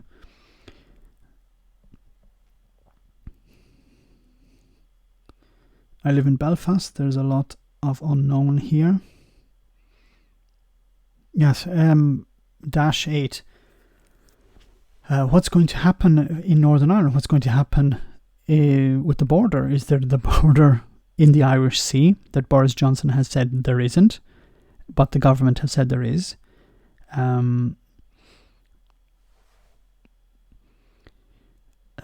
What's going to happen? And what, how are the DUP being treated at the moment? Do they have the same respect as they have had in the past? Because I think a lot of people are probably angry with them over their handling of Brexit. Scotland will never get another vote to leave again. Simple as. I think if they have a majority in Scotland that support a second referendum, I think they may be able to ask Boris Johnson. Now, whether Boris Johnson will give it is another issue. But I think, if there's growing pressure in Scotland, I think people in England will probably say, look, it's a good idea for them to have a second referendum. This is assuming there's no change to devolution and Boris follows through with the election funding and investment. That's a big assumption. Loyalists won't accept it. I don't know if you're here at the beginning. I was talking about a united Ireland. Will there be so whether I would agree with the united Ireland, and I think loyalists and certain unionists would be very angry about a united Ireland, and I don't want people, if I was in Ireland, I wouldn't want people to feel alienated in a united Ireland. So there would have to be a lot of work of reconciliation, I think, between the Republic of Ireland and loyalists in order to welcome them in. But I think many of their feelings about the Republic of Ireland, the Republic of Ireland are misplaced, because the Republic of Ireland is not the papist state that they think it is, that it was 40, 50 years ago. We're going to build a bridge and the EU's going to pay for it. The Boris Bridge to Belfast. We have to make a little song. We can get Wee Scott's Dog to write a poem about it. DUP and Sinn Féin, they haven't been in work in over 28 months. You need to get away from the blue or green. Cut their salaries. That would get them back into work. Sorry, if you've been talking about this already, I've come in late. What are your thoughts on multiculturalism and liberalism in Europe, keeping the general election result and Brexit in mind? So multiculturalism presents a lot of issues to many countries. So in Europe, look at what happened in Germany. There was a big backlash against the government over multiculturalism. It has to be integrated. People need to be integrated, but people also need to integrate. And trying to work that balance seems to be, out of many governments' grasp. And you have immigrant communities who, remain closed. They're not integrating in a sense. To give you an example, I can't speak for other countries, but I can speak a little bit about where I live here in Italy, about how, the Chinese community, they're a very closed community. They don't integrate a great deal, but there's no conflict between the Chinese community and the Italians. There never really has been. But this was with the first generation. The second generation is different, because the second generation, Chinese are going to school, they're integrating with the Italian children. Many of them are very, very good when they speak English, for example. The families really put a lot of effort into education for their children, the Chinese first generation. So the second generation are, really, really good students, and they work really hard. But they are more integrated than the first generation, of course. And I think the host society are much more welcoming if they see the generation, the Chinese generation, for example, in this scenario, as accepting Italian things like pizza or pasta or whatever, and it becomes less of an issue. I think language is one of the biggest problems. If Brexit is not a disaster, how do you react? I don't understand. Why does an Irishman make videos about the situation in the UK? Greetings from Catalonia. That's a good question. Why is an Irishman making videos about the UK? Because I've always had a passion about British politics. I don't know why, but I was never interested in Irish politics, and I've never been interested in, maybe a little bit in US politics, but British politics I always found it really interesting because I think the parties were so different.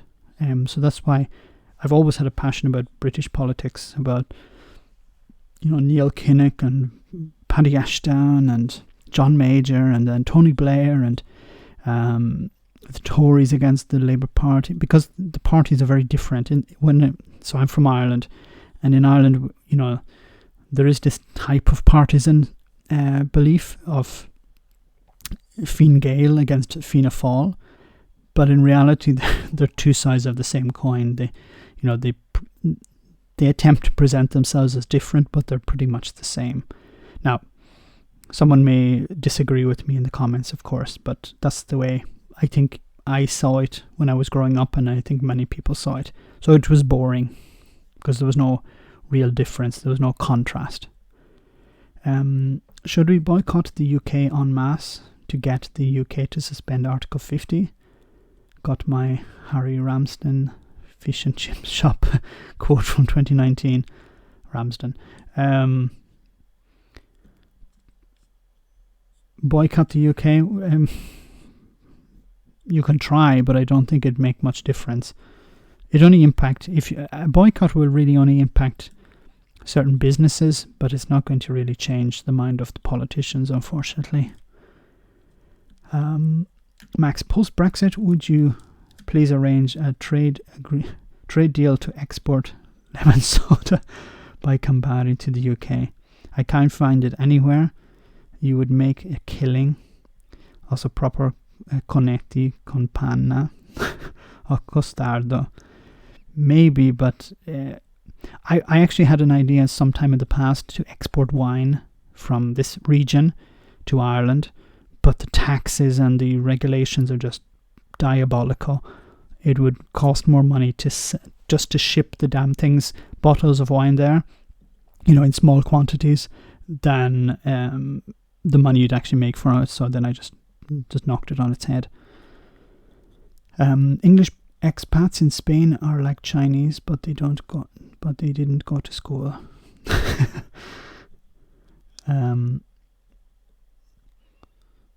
The internet has made integration really hard. Somali drama is always trending.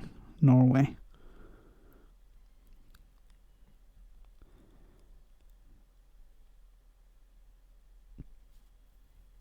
Yeah, I think the internet has played a big role in, because it takes a stereotype, or it takes a particular position, and it turns up the volume to 11. And I think it creates a lot of mistrust, because if I never, excuse me, if I never see, a person from Tunisia, and the only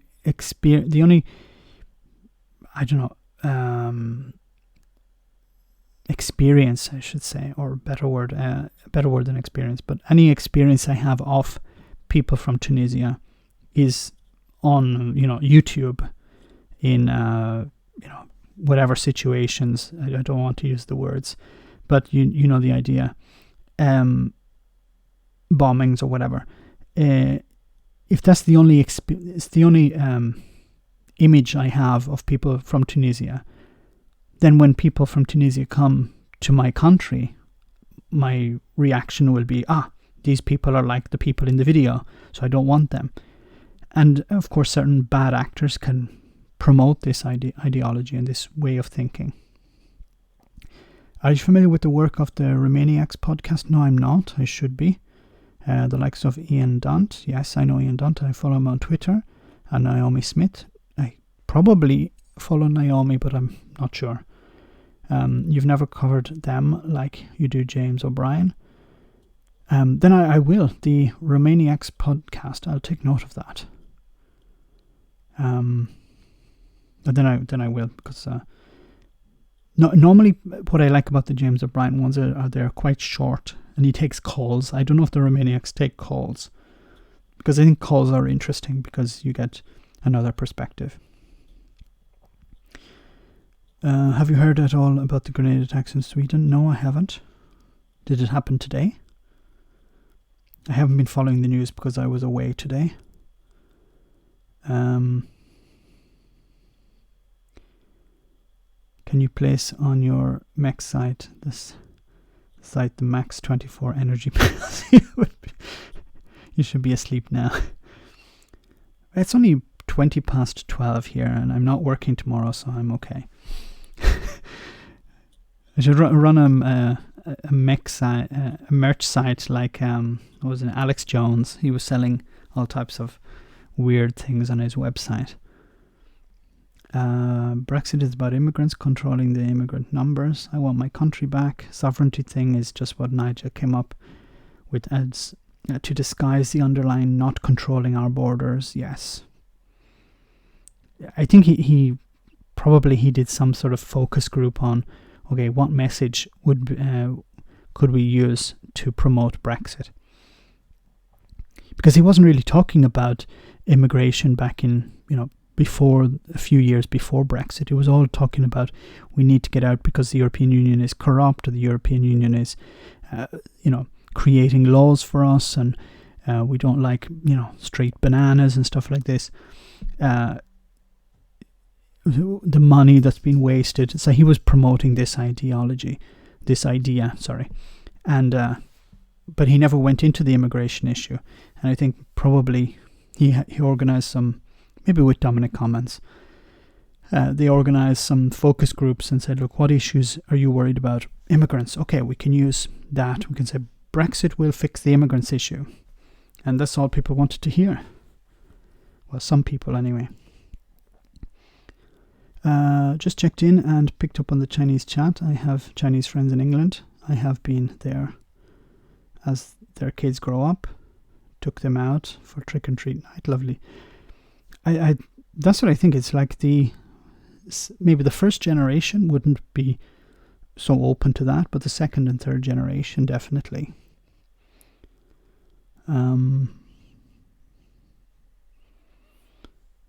I meant pre-Indie. Nigel talks a lot about immigration before Brexit. I didn't notice him talking a lot about it. I thought it was... I'm talking about, long before Brexit. I'm talking about during the, the 2000s, from 2001 up to 2009, 2010. I recommend the first 5 minutes of the December 13th podcast on Naomi is CEO of Best for Britain and was explaining the mistakes Labour Lib Dem were making directly at them, but was ignored.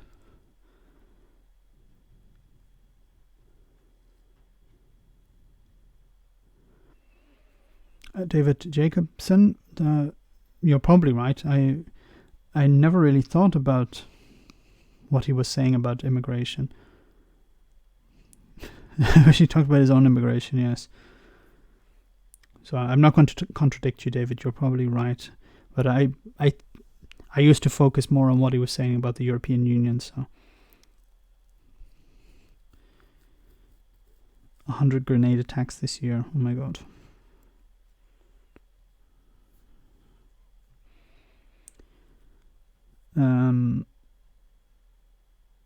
Okay, I'm just going to go back to the messages from the chat, from the website.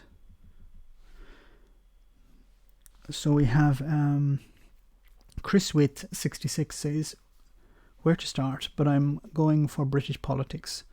As in the current state of British politics, I personally feel and believe that British politics right now is dire. The ultra decisive, and it's ultra decisive, and it's all very bitchy and certain twitchy. Too much finger pointing about personality and overblown reactions to people we disagree with. How about more cross-party politics? Surely that's where we need to be heading. Maybe I'm a bit naive, but strangely I'm not sure. Strangely believe it's something we should strive for. So I think this is basically related to the problem of social media. Social media allows people to be assholes without the consequences. So, if I'm an asshole to someone in public, or an arsehole, I should say, I'm from Ireland, not American, asshole, American. If I'm an arsehole to someone in public, there's a consequence. Now, there's a consequence of the reaction of the person in front of me and people around me. But if I'm an arsehole online, there's a certain protection. So there's almost an encouragement of that type of behavior online. I can surround myself with people who agree with me. I can make ridiculous statements and I will not be held accountable for those. While in public, I don't have that same protection. And I think politics, I'm not talking about party politics, but I'm talking politics online, has just become more and more polarized because the people throwing the crap are surrounding themselves, and I include myself probably in this, but not intentionally, because I'd want to break out of the echo chamber.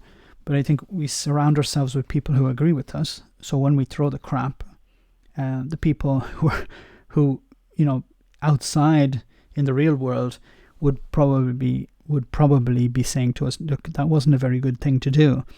Instead, online, they're cheering, yeah, throw some more. Here, I'll hand you some crap so you can throw it at the other side.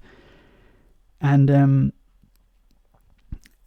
I think it's not going to get any better. I don't see it changing online. Maybe if we get offline more, we meet with people who disagree with us.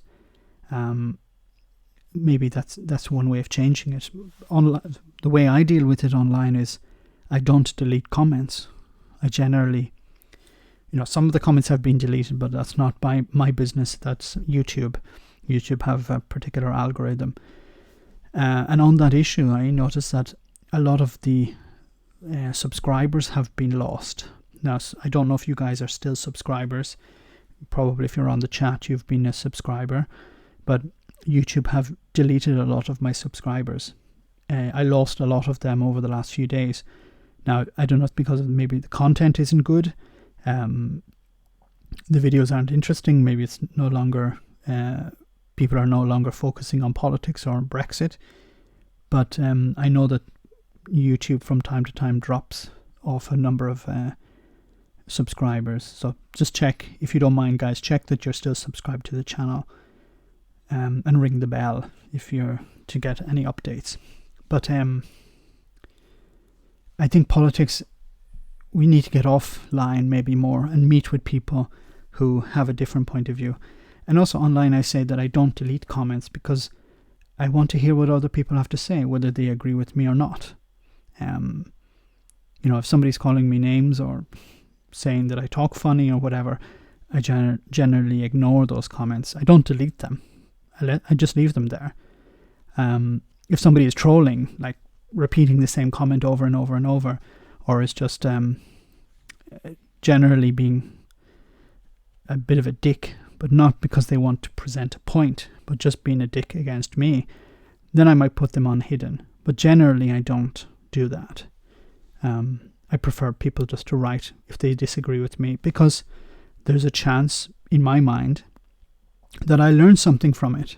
If I post something and it's crap and it's a lie, not a lie, but if it's misinformation, and somebody says, Max, that's not true, you're misrepresenting that point, or what you've said is wrong, or what you have included is not up to date, or it's out of date, or whatever, I'll take that on board. Because it's beneficial to me as a person. For the first ambulance story, you use the F word quite literally throughout the story, but you could have some conversation in your local pub and find it well received. But I found it appropriate, by the way. I don't actually remember saying it, but thanks for reminding me. It's generally a frustration I watch these things and I get extremely frustrated because I see people at the, poor people suffering because of decisions made by people who are never going to suffer. The politicians are in a position where they're never going to suffer the consequences of their choices, but ordinary people will, and I find it extremely frustrating, and it makes me very angry. And sometimes, I'm on a rant and I can't control what I'm going to say. YouTube are doing a lot of things against independent media. I have seen this channel in the last 2 weeks completely drop. So I don't know if it's the content I'm putting up or whether it's just a lull in politics at the moment, but a lot of independent channels are closing down in some cases because YouTube have changed the... Get a beep button, Max, yeah. So Boris beep, Johnson beep.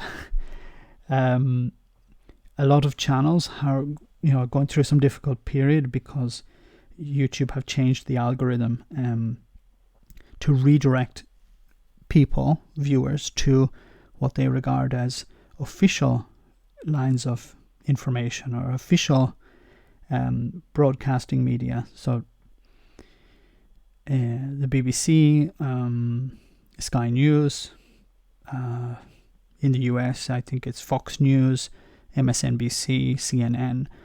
So they are the ones that receive, they are put in the algorithm so that they get most of the views. So even if you search for, a topic, Brexit, they'll redirect you to an official source. But what is an official source? Suspect that some may have unsubscribed because they lost hope. Brexit has become an even more depressing thought lately due to events. I hope that's not the case because I think there is hope. We must put hope in people because it's, as I said before, people have to put pressure on politicians to change. Politicians won't change by themselves, and if people don't put pressure on them, they'll feel that, well, what I'm doing is correct, and I'm not going to get punished for it. People hide behind computers like when they're driving, the sort, the ones who are in the wrong but still feel the need to beep their horns. That's Jeremy Gaw. Is it a problem where you live? In Italy, it's a huge problem. If on driving, no offense to any Italians who are listening to this broadcast, but I remember a situation where I was in IKEA as it's called here in Italy. In IKEA, a different bias has slowed down his postings lately, post-election. Probably that's also another... The election is over, so there was a big build-up towards the election. Anyway, I'll go back to the IKEA story.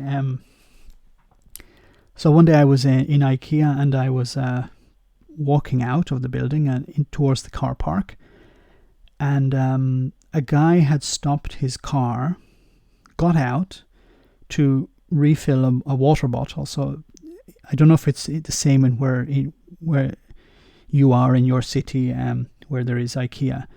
But in Italy, the IKEA have a free water dispenser, so you can fill up your bottles of water, sparkling water, still water, whatever. And this guy had got out of his car, blocked the traffic, filled up the water, and was returning to get back in his car.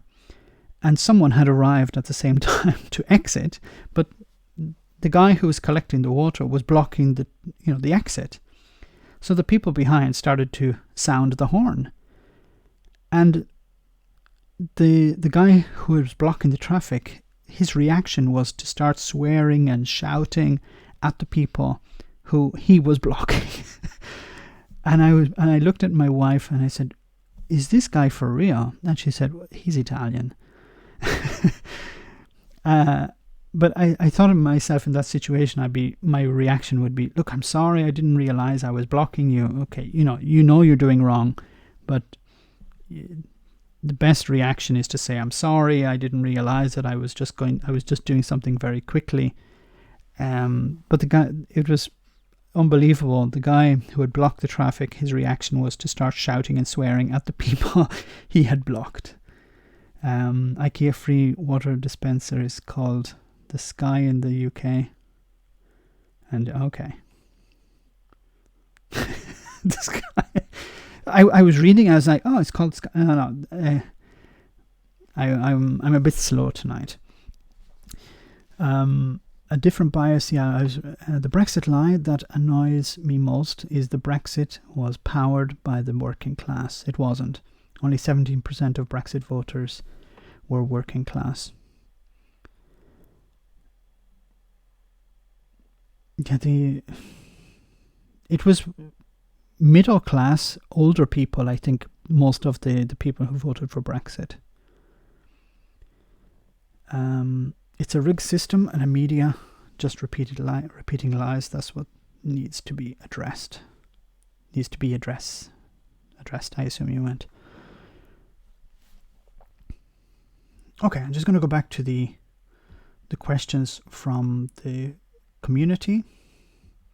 So Paul Gibbons, my old friend Paul Gibbons. So here is an example of me being outside my echo chamber. So if you don't know Paul is a Brexiteer. I assume he wouldn't mind being called that. So he says, how many Labour MPs does it take to change a light bulb? They can't retain their seats. They can't have an interview without making a car crash, can't support the leader, can't get rid of the leader, can't win an election, can't stop Brexit. What makes you think they can change a light bulb? Okay, well, I was hoping for a better punchline there, but okay. What your ideal set of policies would be? Okay, that's an interesting question. What my ideal set of policies would be? First of all, I think we need to invest more in education and all forms of education. Creating. So I'll just come back to the chat for a moment, and then I'll come back to that question. Andrew C says, I'm planning a trip to Hong Kong in the first quarter. Do you think the UK should have done more to motivate China to honour the UK to China handover agreement? Do you predict how this will end? I think Boris Johnson will side with the Chinese, and I think he's going to do I assume you're talking about the Hong Kong handover. Yes, sorry, I misread your question. How is he going to honour it? I don't think he's going to honour it. If he can gain something from it, then he'll do it, but I don't see him going the extra mile for the people of Hong Kong. Why would he? How will it end? Probably the UK willing, Hong Kong the Chinese government will say, do you want a trade deal? And the UK will say yes, and they say, well, shut the hell up about Hong Kong and don't support the protesters in Hong Kong. And Boris Johnson will say, yes, sir, we won't mention Hong Kong ever again. So I don't think they'll honour it. Still subscribe with bells on. Very good. Labour also lost more votes to Remain than Leave parties in 442 constituencies and 190 the other way around. Its major issue was actually losing Remainers. Yes, because there was this attempt to win back Leavers, and it was a losing battle. They wanted to win back people who probably, if they had been clear in their message, may have actually voted for them.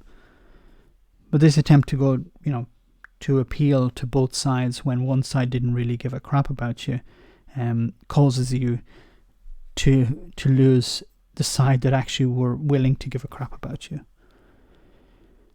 Labour should have let no deal happen and fought the election after it.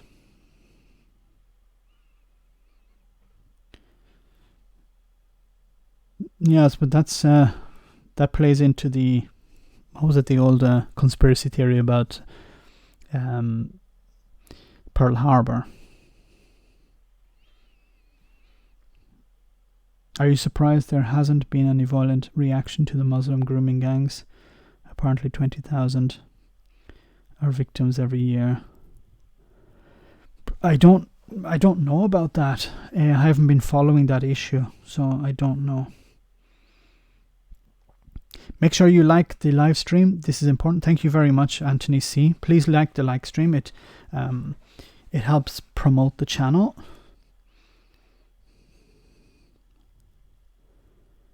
If you sit on the fence, you get nothing but a sore arse. So Jeremy must have had a very sore arse, or at least the Labour Party did.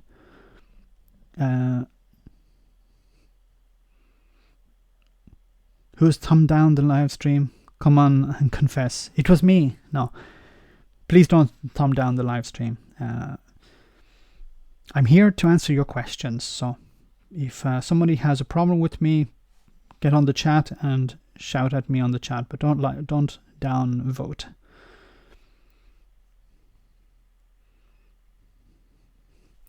How do you like the live stream using YouTube on Android? I assume that's to the listeners, not for me, because I'm using my computer. So I'll go on to the next question. We have Aphrodite's Child says, I would like you to look at the use of nudge theory, propaganda, behavioral sciences, behavioral economics, psychology, etc. used in the Tory and alt-right wing to manipulate the masses, especially the working classes, how the right has conned the working class into voting against their own best interests and their own social class. So I think this is very interesting, a very interesting issue, and it's something that the Labour Party need to understand going forward. The idea that you can convince people to vote against their own interests. This, 2019 will be used probably as a case study in the future. How Boris Johnson, someone who had lied to people, lied to politicians, lied to Parliament, lied to the Queen, was able to convince people that he was the person that they should vote for. And if you look at the election campaign, it was Boris Johnson that people were voting for, even though in reality they were voting for their local MP. They were voting for the Conservative Party. But the Conservative Party understood, probably through Dominic Cummings, that in order to win, they needed to load all the rhetoric onto Boris Johnson. Boris Johnson would be the vehicle. Boris Johnson would be the battering ram that would break down the red wall and destroy, the opposition. And it worked, because what they did was they went into working class communities. They listened to what they had to say, and they understood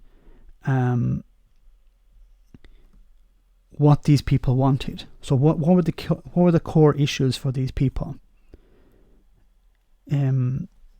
Immigration, jobs, the NHS, things like this. But the main issue for these people was immigration and Brexit. And they said, okay, we can, in a sense, kill two birds with one stone. We can connect these two issues, and one will feed off the other. And they were able to convince people who had been voting for the Labour Party for years to vote for someone who never had any interest in their feelings, but was able to sell them a message, this idea of getting Brexit done, and Brexit will fix all of the problems that they have. If someone comes along to you, and it doesn't matter if this was the same person who's been punching you in the face for the last 9 years, and they say, look, all this punching I've been doing, I'm going to stop it. I'm going to lift you up. I'm going to put you on a pedestal. If you do this one thing, if you believe this one message. For many people, they had no other choice. They said, yeah, I'll do that.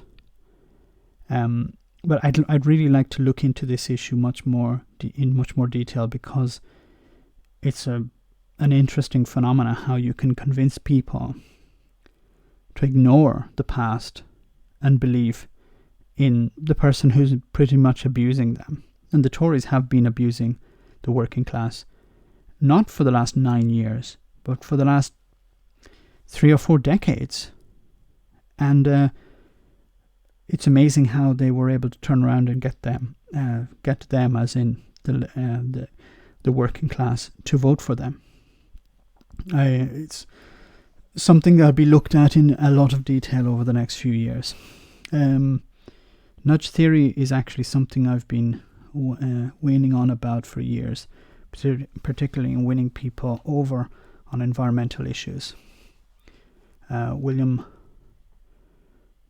I don't know if you're not on Twitter, or if you're on Twitter, add me, connect to me on Twitter. I'd like to talk more about this, because it's a very interesting, very, very interesting issue and topic. And I think, it could be something that, the Labour Party could work on if they wanted to get to win back, constituencies. Question mark, what do you think about the negativity about Greta Thunberg on, whoops, I lost the message. Let me scroll back up again. On social media, in my view, you can argue that she isn't doing any good, but she certainly isn't doing any harm. I think there's a big problem with putting a lot of focus on one individual. So Greta, for example, I worry for Greta. I think she's being used now. Her message is wonderful, but yeah, I don't know if she's being used against her own will, but I think I'm looking at it in a different way. I think there's a big problem of putting a lot of pressure or onus, or in a sense putting a lot of responsibility on one individual. This person becomes a type of hero. This is the person we need to look up to. This is a completely wrong approach, because as soon as this person makes one slight slip up, one small mistake, uses the wrong word, they're demonized. And it's us that have elevated that person to that level. They didn't ask for it. I don't think Greta wanted to be in this position. She didn't say, I want to be a leader of an environmental movement. I'm worried about certain things, and I want to fight for those things, like many other people want to do. So the idea that she's been, put up as a figurehead, I think is very dishonest, and it's dangerous for her as a person. Emotionally and physically, it can also be dangerous for her, because triggers angry boomer conservative men, but it triggers a lot of unsavory figures. And what age is she? She's 16. Wait until she's 18, and the types of horrible things are going to be said about her. At the moment she's a child, but when she turns 18, she'll be an adult, and you can imagine the horrible crap that's going to be thrown at her. Because the people who are attacking her are not attacking her position, they're attacking her. And, personally, I can deal with that. I don't know if she can deal with that. She seems to be dealing with it quite well, but she's still a child. I don't know if I would have been able to deal with that type of pressure when I was a child. When people attack me personally, I respond with, well, I must be doing something right, because you're not attacking my my policies or my position. You're attacking me as a person, so it means that you don't have a position. But I fear for her, and I think, is she being manipulated? Maybe. There's also this possibility, but I don't know if it's really true. But I think it's not fair for her to be loaded with so much responsibility. And then as soon as she makes a mishap or a mistake, she'll be branded as, a failure or whatever, which is, not fair in her eyes, in my eyes, regarding her. I'm no expert at all, but it's just basics of the principle behind it are weaponized by Tories to create hostility to real liberal solutions. Yeah, the idea that, attack, if exaggerate things in the way that, if I want to help immigrants, it means I want to allow, serial killers into the country. So there's this exaggeration, I think, but it'd be interesting to talk a bit more about that. Source from BMJ Partners Healthcare, the largest health care provider in Massachusetts, has been criticized for spending an estimated $100 million to rebrand itself as Mass General Brigham. Yes, because as soon as they're criticized, change the name, and then they can operate under a new name without the criticism. Gramsci talked about ideological state apparatus, and the education system is part of it. The ruling class has gained hegemonic control of all ideological state apparatus. Nothing will change until the working class gains hegemonic control at ideological state apparatus. Of the ideological state apparatus. But will they be able to get that control? So what's the topic? The topic is whatever you want to make it, Max. If you want to talk about Brexit, we'll talk about Brexit. If you want to talk about bunnies, we'll talk about bunnies.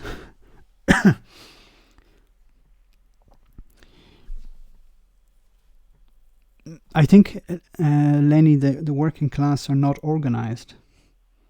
And unfortunately, I think when they look at groups who they think are organized, like the Labour Party, they'll find that the Labour Party there are many people in the Labour Party who are more interested in power within the Labour Party than actually changing the system and making it better for working class people. Many companies have churned out Tat for Christmas with her name targeted on to exploit her morale stance, to ironically fill stockings with mass commercial throwaway rubbish. Bashiro, hi. Yeah, this idea, it reminds me, Claudio, it reminds me of the Max for PM. You do a better job. Drum to the bass whoop. If I'm doing a better job, then that's not exactly a compliment. I do a better job than Boris Johnson. I'm joking. Yes, Claudia, about her being used. Yeah, I was going to say about there was a Buddhist yoga master in Tibet, I think it was, and he was complaining about how people are spending, $50 or $80 on a pair of yoga pants. And he said, why are you doing this? Is completely against the idea of yoga. The idea of yoga is that you're free, you're not confined to, commercialism or spending money on yoga, for example. It's the idea of it is to be liberated from capitalism and commercialism, and then people are buying, branded yoga pants. He was pretty angry about that, and you can understand. Looking at US election, betting Trump 10-11 is long way ahead anyone else, with Joe Biden in second place 11-2. What about Bernie Sanders? Bernie Sanders, I think, could beat Donald Trump. But I still fear that Bernie Sanders has a weak spot. Bernie Sanders has a weak spot he bends too easily to bad actors, people who want to take his platform from him. Post-Brexit Britain is an ongoing theme coupled with change Britain for good or bad. If you look at Corbyn education policy, he wanted to change ideology. What did he want to change, Bashir? I don't remember exactly what he wanted to change in the education system.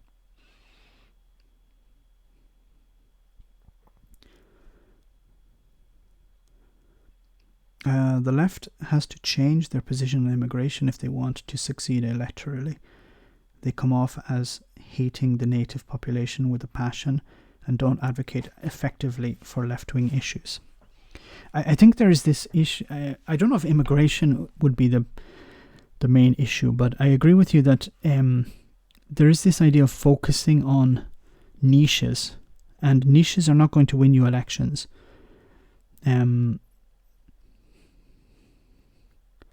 It's been called polite. I'll come to that in a moment. But I think the problem on the left is that there are or the Labour Party focusing on niche issues like, and this is no offence to anyone intended, but trans rights or gay rights or LGBTQ rights, whatever. They're not vote winners. If you go to the working class areas and say we're going to invest more in trans issues, for example, they don't care about that. They're not going to vote for you. They may actually vote against you if you introduce these types of issues to them. And I'm not attempting to smear the working class, but many working class people don't care about those things, don't understand it, or the only information they get about that is from reading the Daily Mail. And it can probably work against you. So you need to focus more on, supporting the NHS or providing jobs or, ending universal credit, for example, or reforming it. But have those issues, on the back burner in a sense, but not front and center. It's been called polite, Max. It's not bending or being weak. I think what I'm talking about, I don't know if you were on the stream, but what I was talking about earlier was how Bernie Sanders, a few years ago, back in 2016, was giving a speech, and some members from Black Lives Matter came up on stage, and they forced him off the stage, and they took over the stage, and they started calling basically everyone in the audience a racist, and Bernie stood by.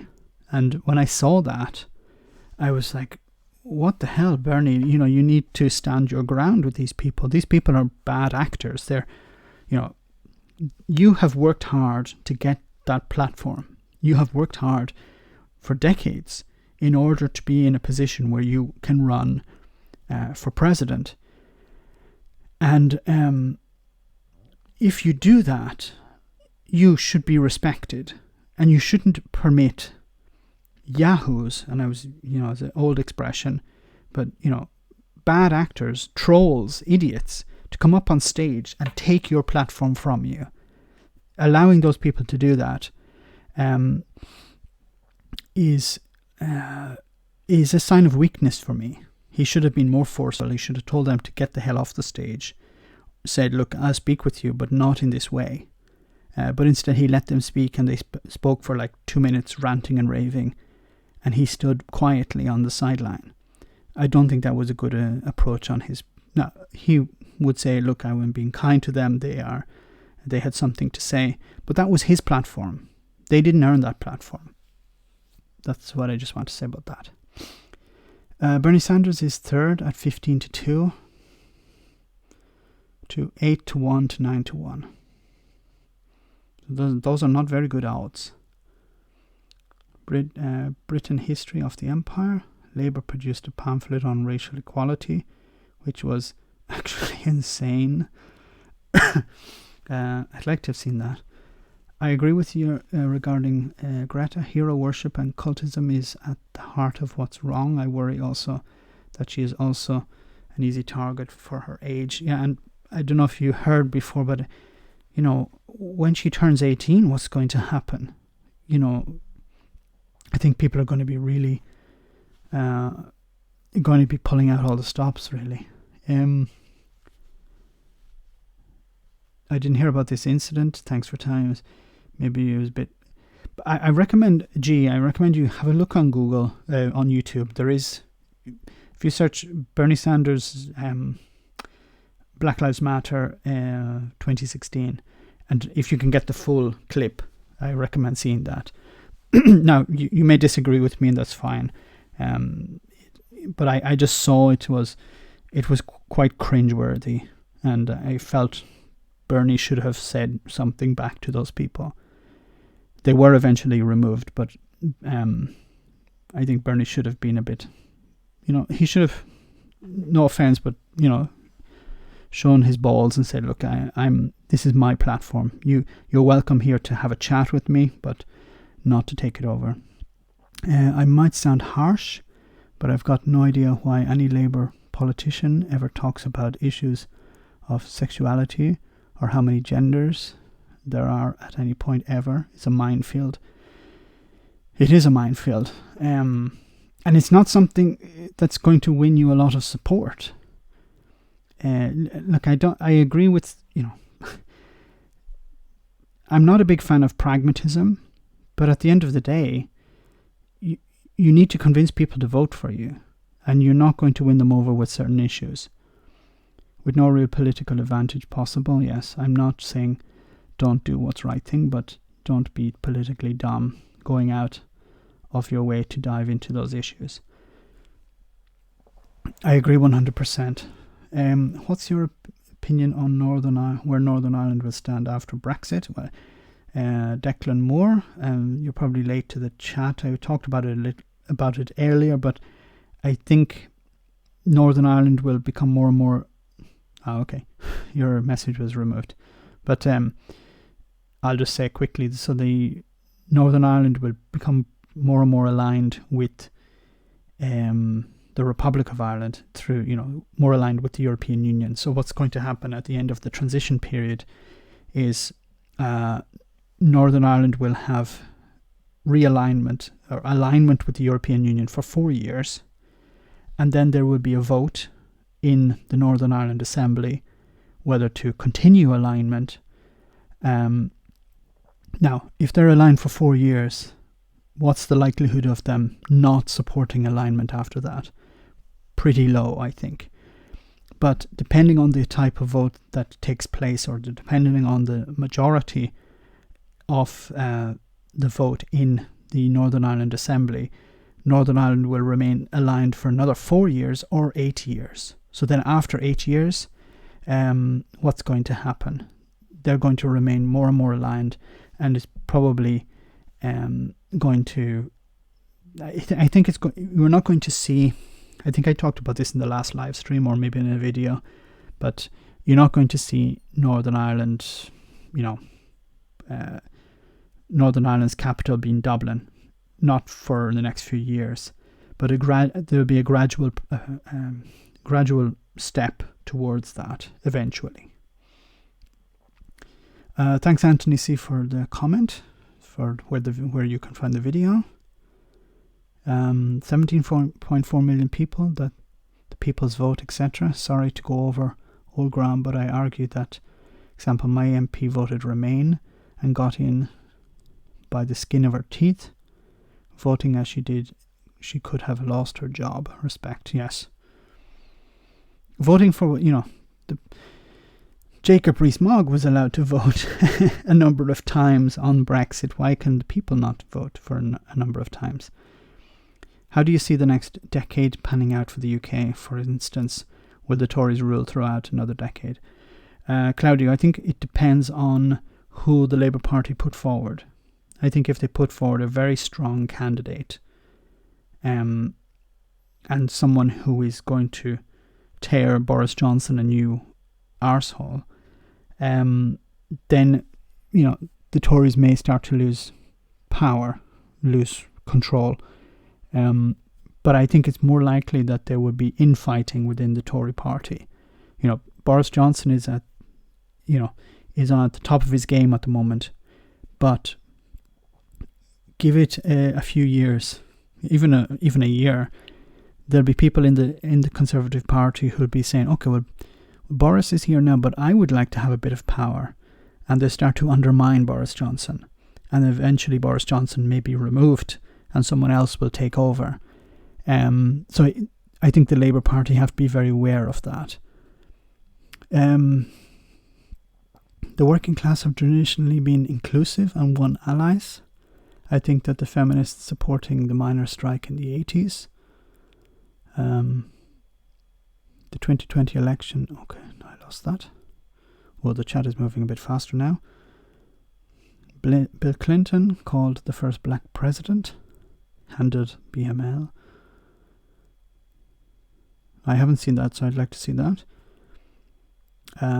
Keep an eye on Sam Tarry, Ilford South MP. He has great potential to lead the Labour Party in the future. I will do. Regarding Black Lives Matter and Bernie, yes, it was cringeworthy, I suppose. They're going to have a go at the wrong person. Really, certainly the wrong side of the Democratic Party at best. Who would you like to see as deputy leader? I like the idea of an attack dog. Yes, you need to have. That's why I think it's probably one of the reasons I really liked Jeremy Corbyn was when he was on the back benches. He was a great attack dog. He was really attacking from the back benches, and I thought that would make him a good leader, but then it turned out not to be the case. It's one thing is being a loudmouth, another thing is being a leader. And this is one of the things I fear about Jessica Phillips, is, she's a bit of a loudmouth, and I don't mean that in a bad way. I mean that in a good way. But is she a leader? That's another problem. I think we look at people who have a strong character. We look at people who are, able to connect with the working class. People who are, who don't take any crap. But at the same time, there is a difference between that and being a leader, and we shouldn't mix up the two. Trump has campaigned for re-election since 2017, and he will have a 3-year advantage on his opponent. Yes and no. I think, look, are people happy with Donald Trump? Are people motivated by Donald Trump? It's not that Donald Trump will win, it's more like the Democrats will lose again. So it's more up to the Democrats presenting someone who's willing to fight for the working class, fight for ordinary people. And the only person I can see doing that is Bernie Sanders. If they put up anyone else, they'll lose, guaranteed. Bernie Sanders is probably, I don't know whether he'll lose or not, but I think he has the best chance. Unless he's undermined, of course. Brexit is like building a Death Star and then firing it at a mirror, which bounces the beam directly back. And I really like that message, QA Library, because I'm a Star Wars fan. So Emily Thornberry should be let off her leash. Guys, I think it's important not to mistake anger with leadership. People we like to listen to who can be angry and attack may not be the right person to be a leader. If we're to switch it around a bit, who in the Conservative Party is the angriest person? Would they be a good leader? Probably not. So sometimes we look at people we like because they're angry and think, yeah, that'd be a good leader, but in reality, maybe not the case. I could be completely wrong here, of course. Corbyn was never a loudmouth for the sake of it. He based everything he said on evidence. No, and I agree. My criticism was not that he was a loudmouth just for shouting, because he really believed those things. But I think there's a difference between that and being a leader. A leader is someone who knows maybe now is not the time to shout. But if you're a backbencher, you don't have that. You don't have that filter. You don't have that worry in the back of your mind. I'm backing Clive Lewis for leader, but coming to think of it, I think I might prefer to see him as a deputy, great at debate and ripping down Tories, but inexperienced leading. Corbyn is a legend. When he was out of office, he will be known as a national treasure. The 2020 election will be the dirtiest election in history. We'll be likely to see each party attacking each other. I think if Bernie Sanders is the candidate, he needs to be dirty. There's no point being clean anymore because it doesn't work. It doesn't do you any good. So you have to be... I think there's so much dirt on I was going to say Boris Johnson, on Donald Trump, that, you can shovel load it, but the problem is it needs to hit him. There's, he seems to be made of Teflon, so anything you throw at him just runs off. But I think Bernie could, if he's clever, and I think he is, I think he could hit Donald Trump pretty much below the belt. Do you think the growing Latino population in the US will affect in the long term the Republicans, or will they see them changing? This has been I think this has been something that people seem to forget. A population doesn't always follow a party. So, yes, the Democrats pretty much have the black vote and the Latino vote in their pocket. But they have to remember that that's not always going to be the case, or that could change. So they have to fight for those communities. I think the Democrats have, and it's not just the Democrats, but many parties around the world, when they have a certain demographic in their party, they become comfortable, they become relaxed, and they don't fight for those in the same way as they risk losing them.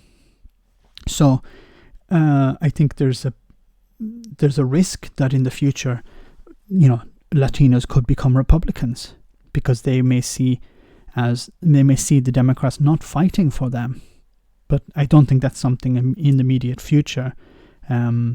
But it is a possibility in the long term. So guys, I'm going to do maybe another 15 minutes on the live stream. So and then I'll have to log off. But I love these live streams, so I'll probably do another one in a few days' time, maybe after New Year, but before I start working again. There are 10 million people in this country who have a place for Mr. Corbyn. I don't doubt that, Zephyr. I think there are a lot of people who support Jeremy Corbyn today, and I think his approval rating will go up when he leaves the leadership. And there could be some position for him in the future, in a future administration. But at the moment, the loss of the election is being squarely blamed on him. Republicans dying off will affect Republicans' future chances more than anything. They have been relying on gerrymandering and reducing people's chances of voting, disenfranchisement, everything they can. They're not promoting people to vote, they're discouraging people to vote. And that's not good for a party in the long term. But, nothing is guaranteed. So I think, yes, the future, for the near future, I think is positive for the Democrats if they don't mess things up. It's not good for the Republican Party, but the Republican Party will become more and more desperate. But I think their trump card, excuse the pun, is the Supreme Court. they have filled the Supreme Court with a lot of conservatives, and they're pretty safe for a long time. So any attempts to attack or defeat gerrymandering, if they go to the Supreme Court, the Republicans have their people there. Church leaders in the US have stood up for Trump. Is religion dead? When they know about Trump's misfortunes. This is why I have such a big problem with religious people. They'll in one moment tell you that this Democrat is unvirtuous because they said something about maybe if a woman needed to have an abortion, she should consider it. But at the same time, they'll turn around and say Donald Trump is, second to Jesus or something like this. The hypocrisy just goes off the scale. So, but they will vote in a block, and they will, as long as there is an R after someone's name. The devil could run as a Republican, and Jesus could run as a Democrat, and Jesus would fail. Jesus would not get the evangelical vote because they would vote for the Republican. It doesn't matter who it is. That's so weird. How people can be so aligned to a party, not to an ideology per se, but to a party. If the Democrats came out and said, we're going to ban abortion, probably the evangelicals wouldn't support them. If the Republicans said we're going to, make abortion available on street corners, I think the evangelicals would still vote for them. Because they don't think, they just act. And they see the letter R and they vote for that. Maybe I'm misrepresenting them, I don't know, but that's the impression I get. If Sanders wants to win, he either has to win the Mid-East states like Michigan and Wisconsin, or he has to turn the Southeast. The other states are safe seats. Yeah, I think, Wisconsin and Michigan, if he picks up the same, I think if he wins something like 2 of the states that Hillary Clinton lost, he has won. He doesn't need. There's a very good website. I don't remember the name. I think it's Election Predictions. It's YouTube channel. I recommend you check them out. This guy, he does election predictions on different states and Senate seats and the election. For each of the primaries as well, and it's very interesting. So I recommend you check him out. I think Bernie should hammer home public health care when he starts going off on crumbling infrastructure and free community college. I think he loses us in a Corbyn sort of way. It's great to have you guys' opinions from the US, because I don't get a lot of these. Most of the opinions I get are from people who already agree with Bernie Sanders. So it's good to get a more nuanced or a more independent way of thinking, because Kai Kalinske is in the can for Bernie Sanders. These name drops are unintentional, I promise. But he doesn't see the faults that Bernie has, or he pretends that he does see them, but in reality I think he misses a lot of them. And this crumbling infrastructure and free community college, you're not going to win a lot of votes with that. You're going to win some votes, but you're not going to win a lot of votes, and it might turn off a lot of people because they hear free. So a lot of independents or Republicans would say, oh, if it's free, then I'm not paying for it. It's socialism, and they will vote against that. So yeah, Bernie could lose with what many people think he would win with, the idea of free college. And it doesn't mean he doesn't have to do it. It means that he doesn't put it front and center. I think healthcare is the big issue. And he says you're not going to pay a tax like you're paying now, and he needs to present it like that. You're paying a tax. I think he should also present the European model, explain how it is here in Europe. Say that people walk into their hospitals and they don't pay. Just say it like that. I know it's a simplified argument, but you need to be simple. You can't be complicated. We've seen this with Brexit. We've seen this with Get Brexit Done. Complicated arguments don't work on people. You need simple arguments. Bernie Sanders would be better off lying. It's not even a lie, but presenting it in a very simple way. Healthcare is free. I'm going to make it free. Or not free, but I'm going to... I don't know. He needs to present it in a way that's simple for people. No tax. You're paying a tax at the moment to insurance companies. That tax is gone. The people say, well, it's not a tax. Oh, wait a minute, it is a tax. I think he needs a very simple message, even if it's twisting or bending the truth a little bit. Because he has to think of the end goal. You can't be nuanced now. You have to be simple with the public. Labour Party needs a purge. Throw out all the Blairites and centrists who are out of the party. Deselect all centrists. Withdraw from the whip. Lance the Boyle now. Smash the fifth column. Oh. Bernie Sanders needs a Kardashian family like Kanye to push him over the finish line. Doesn't he have what's her name? Cardi B? Is that her name? So I don't listen to modern music. I'm an old... my wife and I have vinyl. Can you imagine we have vinyl? We're like Joe Biden. Put on the record player. Bernie needs to convert investigatory team, a covert investigatory team, to get hold of Trump's high school and college transcripts. But that Trump would explode. Would that make any difference about what Trump did in high school or college? Because the people who support Trump are not going...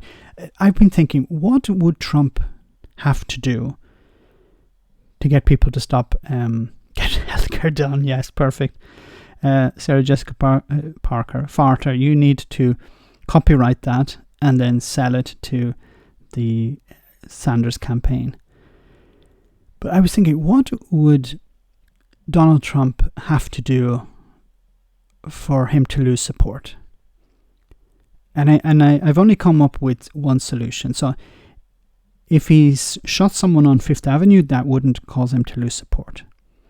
If he said he was corrupt, that wouldn't lose him support. If he ate a live baby on TV, that wouldn't cause him to lose support. I've only come to one possible solution, or one possible conclusion, I should say.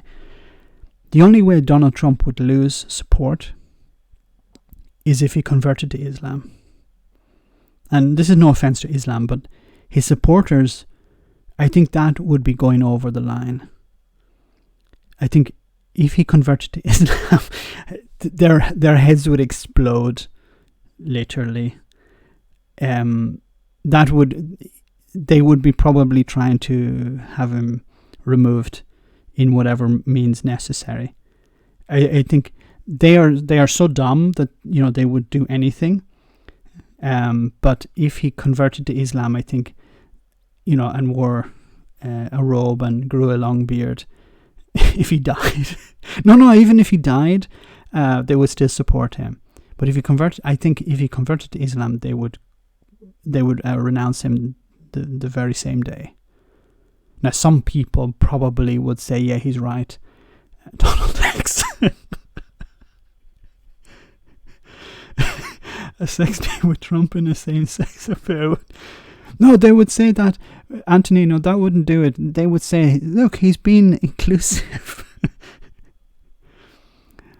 Of what an epic troll that would be from Trump.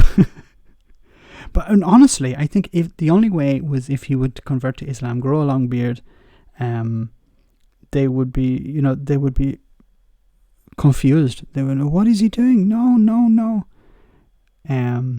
He was pictured with Epstein several times. I can't say that name because my channel will be probably closed down. Made no difference. No, because for his supporters, they don't care about that. They don't care about any anything he does, if it's related to his personal life or whatever. But I think the Islam one would be a deal breaker, because they have built up over years, decades now, the idea of that, Islam and being American are two separate things. So you can be gay and you can be an American. You can be, corrupt and you can be American. You can kill people and you're American, but you can't be, a Muslim and American. And I think that would be the end of him for them. But I may be wrong, but it's the only thing I can think of. So we should be praying that Donald Trump becomes an imam. Obama, a few years ago, Obamacare, I had US pals rallying against it, saying it was commie like UK. Everyone, when it was explained to them how the UK works, thought it was marvelous. Yeah, Jeremy, I think explaining it, if you sit down with people and explain it, people will agree with it. But there needs to be a lot of legwork, and there needs to be a lot of work done.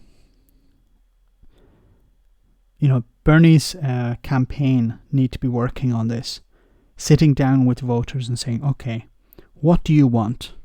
What can we do for you? Even Trump supporters, sit down with some of them and say, what can we do for you? And explain to them, okay, you have medical bills. Why do you have medical bills? Because I pay this amount of insurance and I don't get this amount of cover. And if you explain to them, okay, well, how about if we reduce those for you? How about if we eliminated this part for you? Would you support that? They'd probably say yes. And that's what we're going to give to you. I'd like to see Trump burn the stars. But even that wouldn't turn off his supporters, because they'd say, yeah, look at him, giving it to the man, giving it to the system. He's a real rebel. The problem in the US democratic system is that it's a race. When the Democrats win, then they undo what the Republicans have done, and vice versa. Yes. There isn't. This is the problem with the party system. You have a party does something, and then the next party undoes it. So I'm just reading the comments again. The Trump father-daughter thing being verified could do as a creep factor. Would go through the roof. His daughter's husband looks kind of metrosexual. But Anthony, that still wouldn't be enough for people to switch off. I reckon if Trump converted to Islam, evangelicals would convert to putting up their income tax would probably finish. No, I still think the Islam one would be, because these people hate it so much. He could put up their income tax, and many of them maybe wouldn't even notice, or unless he came out and said, I'm going to put up your taxes. But I still think his character, if his character changes, they don't care. If he does something that's immoral, they don't care. If he does something that's unethical, they don't care. But this changing to something that they view as un-American, I think would be across the line. I don't think it's like, I don't agree with them, but I just think for them it would be a bridge too far. Big hands like Kenny would be his downfall. Hang on, that character was all for bombing yeah. If Trump was in favor of abortion, I think if he said, yeah, abortion's okay, his support, that would alienate some, but it wouldn't, a lot of people would say, well, I disagree on that. But they couldn't say they disagree with him on Islam. That's why I think. But, I'm just shooting in the dark here, really. If Trump just cut his hair, people would freak.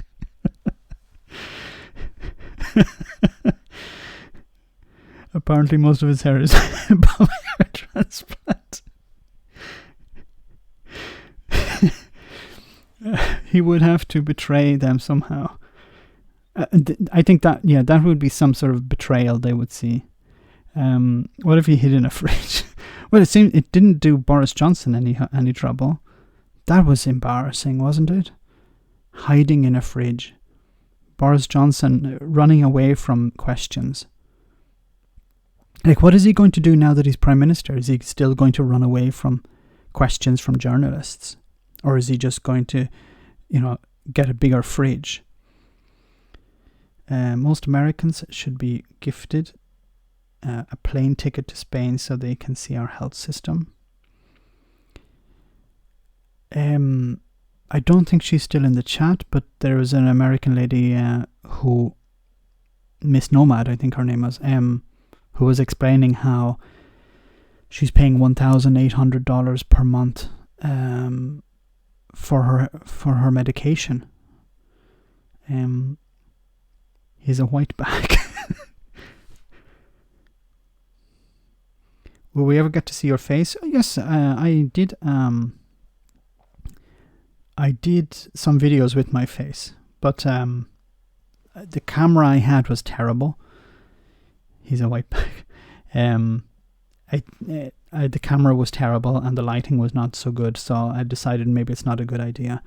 And a lot of people were saying they prefer the mystique of just a voice and not seeing my face. So, but I may do, if I get a better camera, I may do some, maybe just for the live streams, I might do some camera views. But for the normal videos, no, I think I'll keep it as just an image.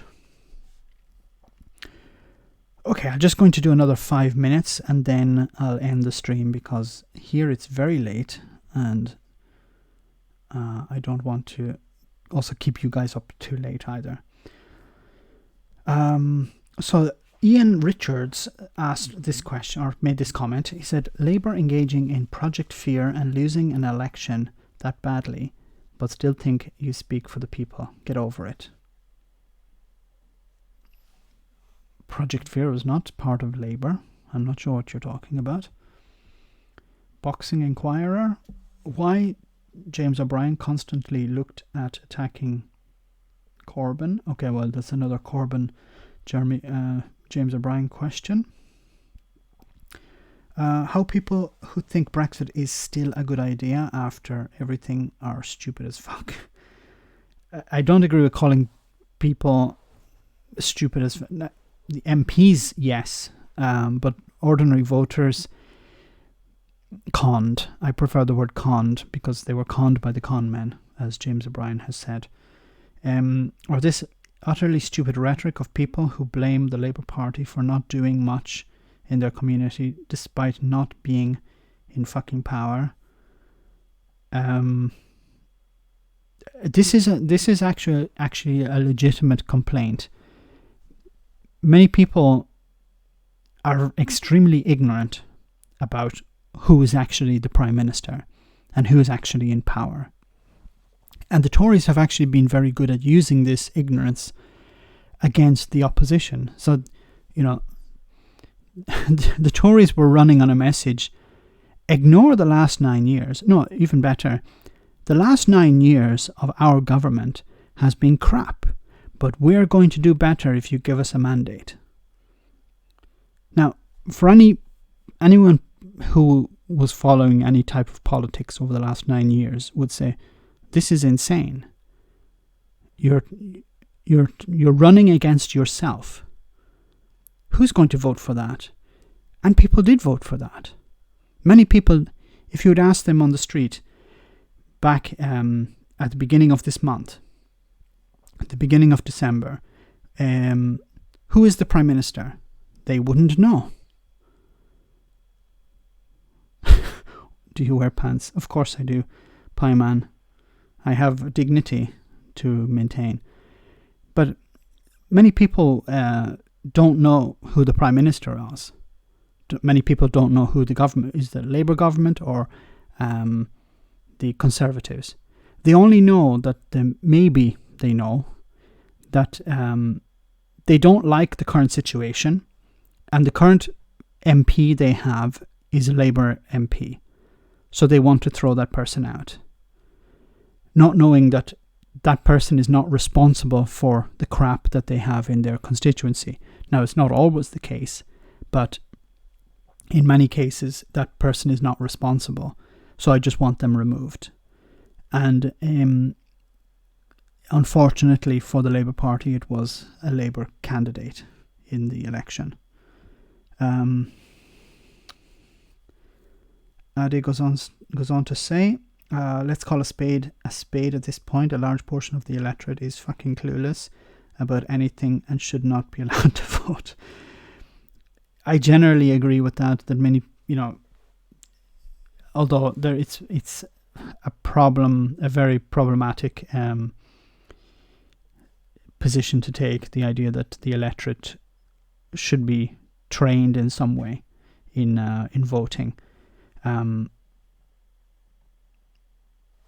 James Lindsay, you're not subscribed. Okay, you're resubscribed. Thank you very much. Yeah, because I think YouTube has been messing around with the algorithm and it unsubscribed. I lost something like 200 subscribers in one day. I was like, what the hell? Because I was like, maybe I'm doing crappy videos and people are unsubscribing. But I think they're messing around with the algorithms, and but it's not just happening to me. A lot of people have been losing subscribers, or you might be subscribed, but you don't get a notification because the bell hasn't been rung. So if you're not subscribed, subscribe. If you are subscribed, check that you have rung the bell. Rung the bell. You have rung the bell. Max, loving what you have said about Boris when you meant Trump. I keep slipping up, they're so similar. They're like brothers separated at birth, twins separated at birth. What if Trump had a love child with a Mexican immigrant? This would do it. Now, Anthony, you're grasping at straws here. Trump, they would say that was a good Mexican. The other ones are bad, but that one is a good one. So, or they would say, look, see, he's not racist. He has a Mexican love child. Of course, it would upset some people, but I don't think it would be enough to cause them to lose sleep at night. I was following for the whole of this decade. Politics shapes everything in our lives. So having as much knowledge as of the workings is in our benefit. Unfortunately, we're not given all the info we need. Kate Little. If you're just new to the stream, welcome, Kate. It's a huge problem, and it's a problem that benefits. I surrender. It's a problem that benefits those in power, because they know if a certain number of people are ignorant, we can manipulate them. And Brexit was a fantastic example of that. A horrible example, I should say, instead of fantastic. Convincing people, how many lies were there told about the European Union?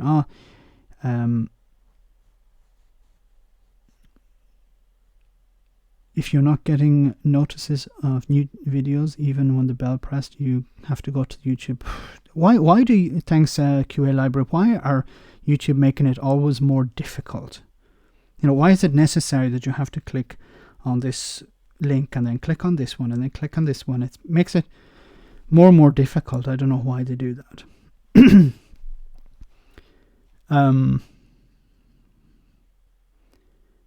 What if he started crying unconditionally in public when interacting with? They'd probably say, "Look, he's showing his sensitive side." But about Brexit, how many lies were told? The European Union want straight bananas. The European Union want to force the UK to take in extra immigrants. The EU want this, the EU want that. Boris Johnson was talking about, we're going to control our money. Like, this had to be one of the worst lies. Control our money. Who was that lie for? That's what I didn't understand. Like, is there anyone in the UK who thinks that the European Union control British money, like, or the money in the UK? Like, the closest you can get to that is the UK are part of the EU, so the European Union somehow influence VAT rates or taxes in some way. That's the UK is not part of the Eurozone, so how would you take back your own money or be in control of your own money? Like, that would be the type of message that could be used in a Eurozone country. Here in Italy, they would say, and they have used it, we need to take back control of the lira. We want the lira back, so we're able to manipulate it in a way so we don't have to pay higher rates on government payments on bonds, for example. So we can reduce the government debt by devaluing the currency. We can't devalue the currency because it's the euro. We can't be, bad with our management of the finances because it's not us that control it. But that was never a policy for the UK. So it's been revealed Trump and Hillary are spummed lovers. Anthony, I have to go to bed soon, and I have to clear my mind of these images, because YouTube software is crap. I had to go to my account dashboard setting to get everything to work. Can you please do a review of the guy Jeff Taylor? He's so stupid. Please review him.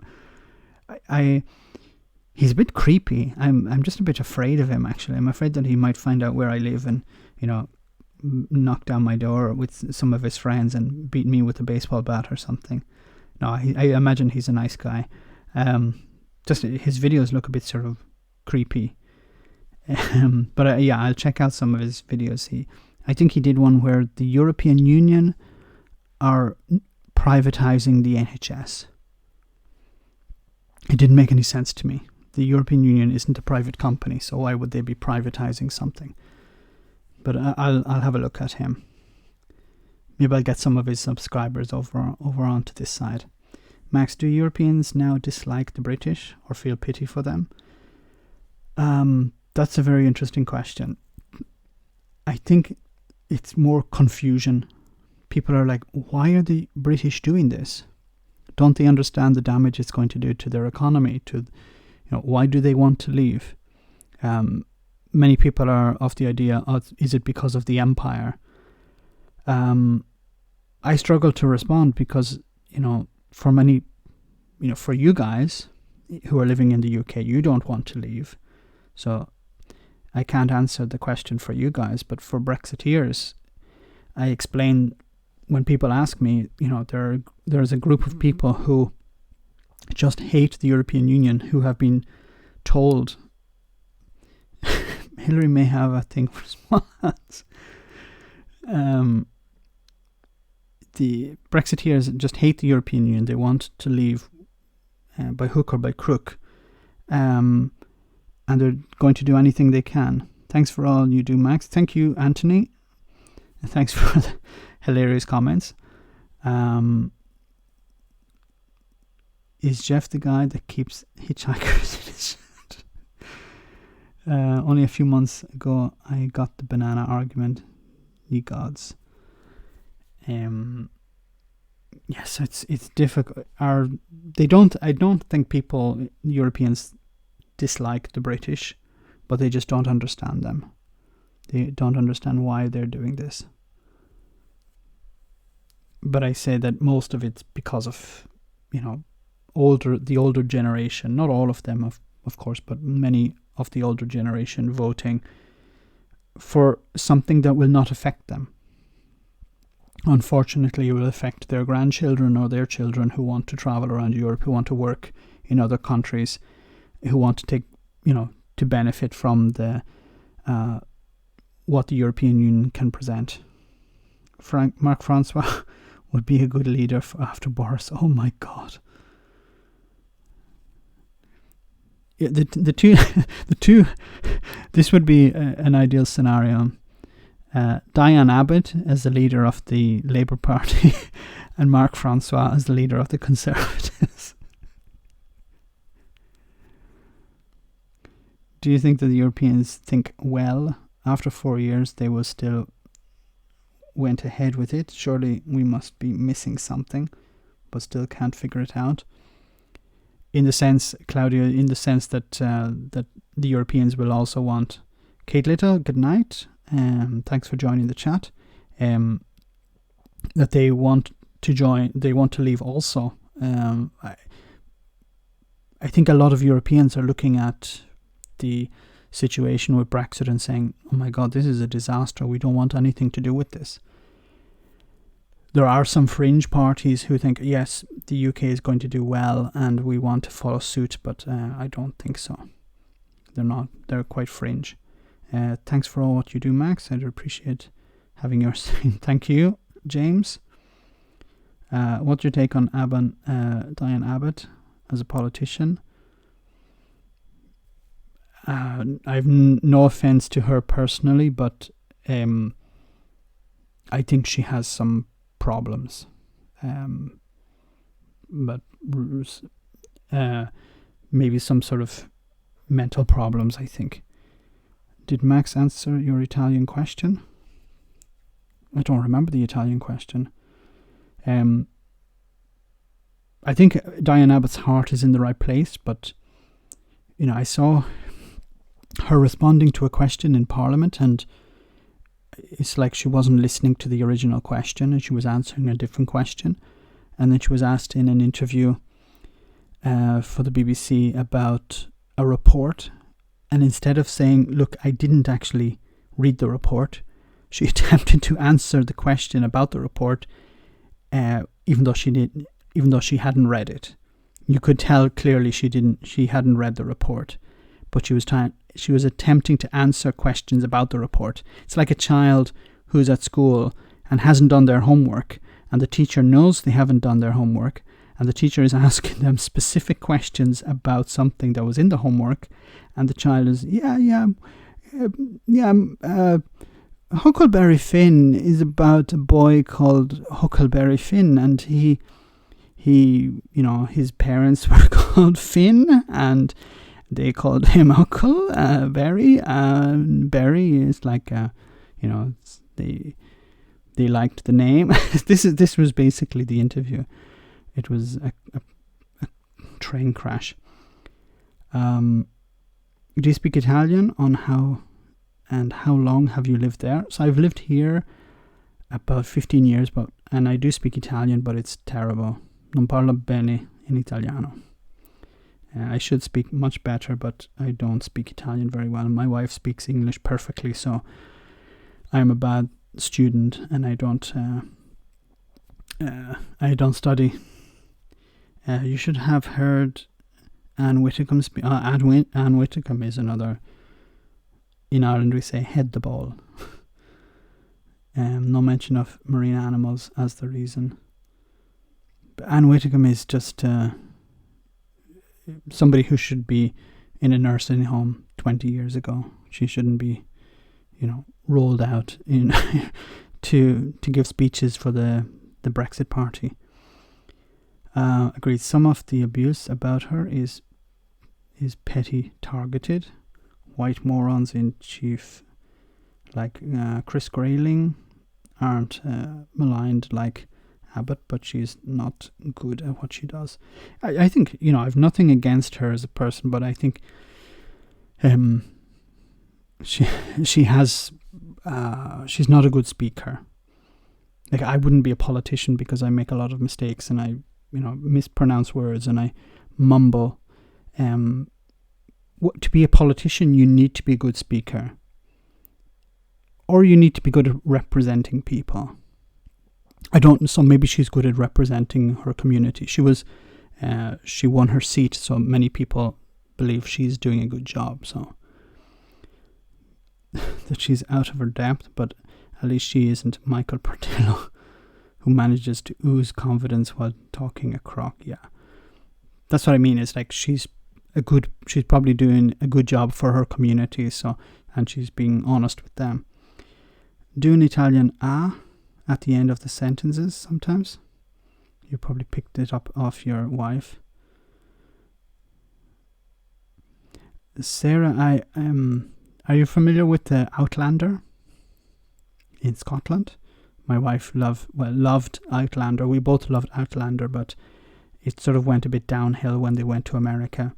But Sam Heughan, the main character in it, he was with he started a fitness video, and I know I'm going way off topic here, but I'll be very brief. And in the fitness video, he had a colleague who's from Glasgow, I think, and in the video he said, "Lift your leg," right? But with a very, very strong Scottish accent, he said, "Left your league." And my wife said, "What did he say?" I said, "Let's listen to it again. Left your league." And I said, he's saying, "Lift your leg." And she was, "No, how's that possible? I don't see any connection between lift and left and leg with league." But that's beside the point. So I'm probably adding a bit of an "a" at the end of words in Italian. English words with my Italian accent. If UK wants to rejoin, I want them to join the Eurozone as a commitment. That would be an interesting scenario, but I don't know if there would be support for joining the European Union and the Eurozone. The European Union could make it a requirement, but I don't think they would do that. Are you worried about Italian exit?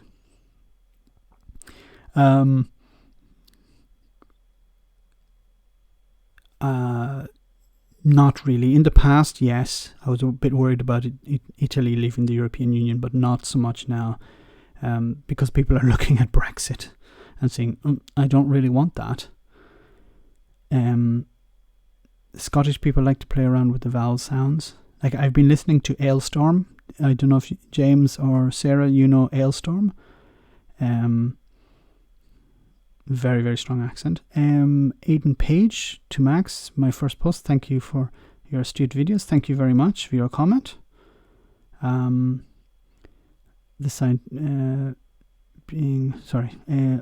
Attempted objectivity in a world where human objectivity does not exist.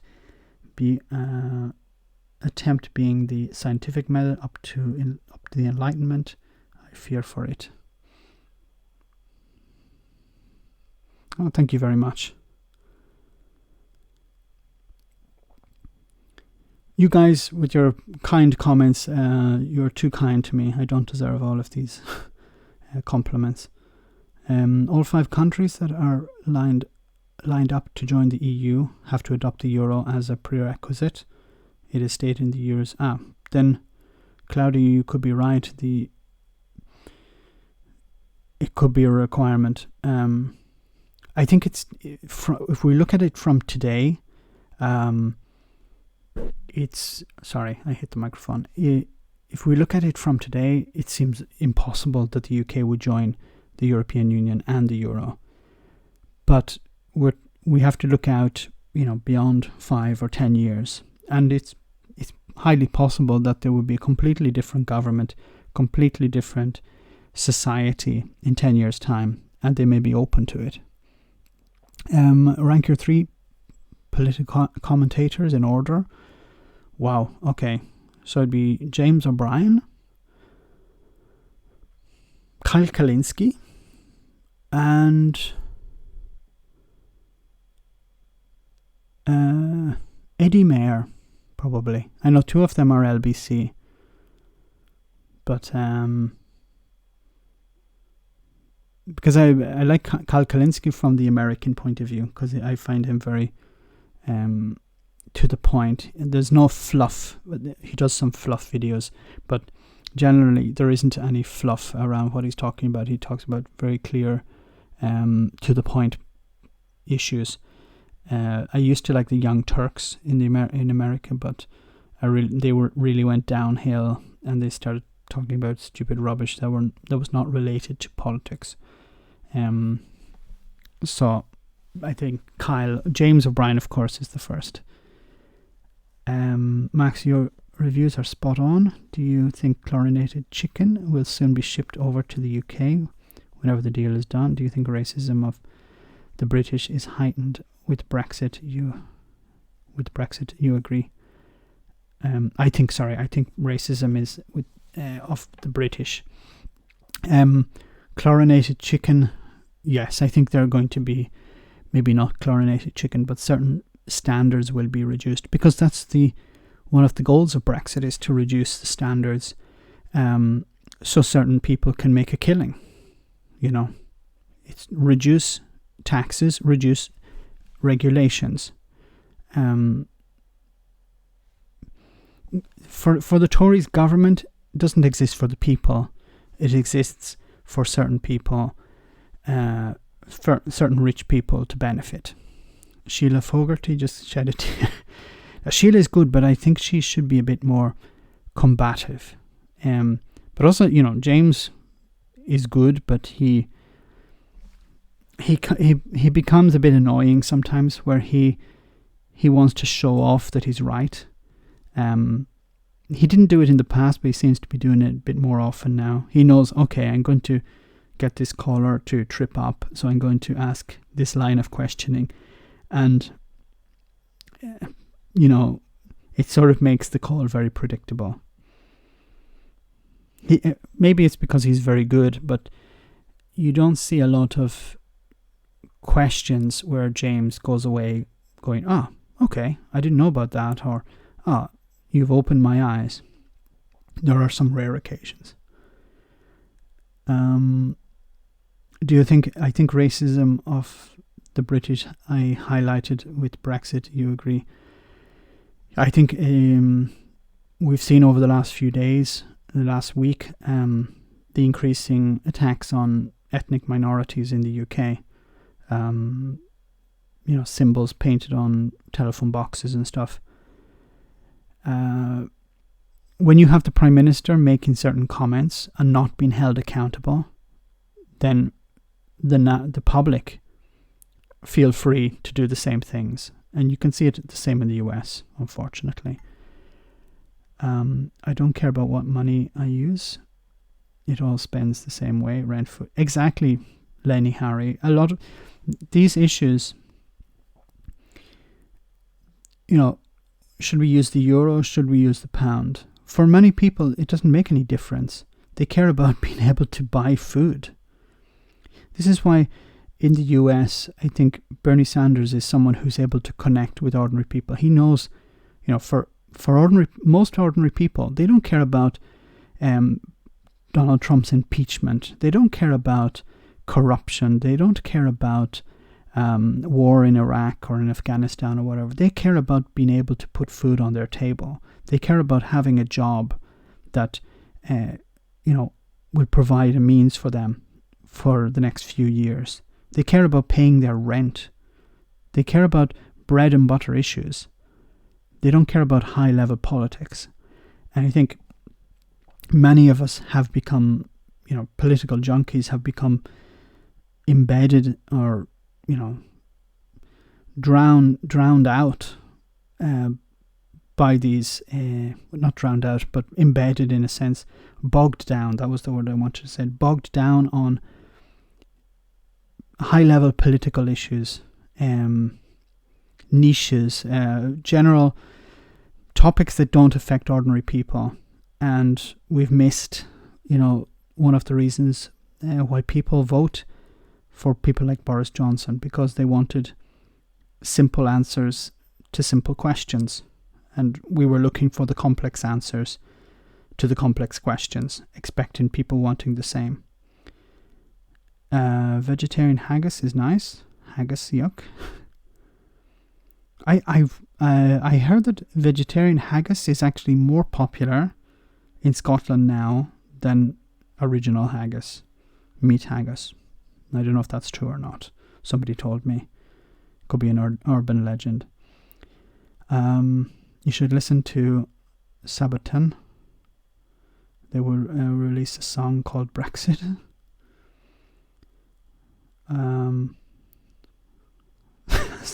I'll stick to my square sausages, thanks. Square sausages?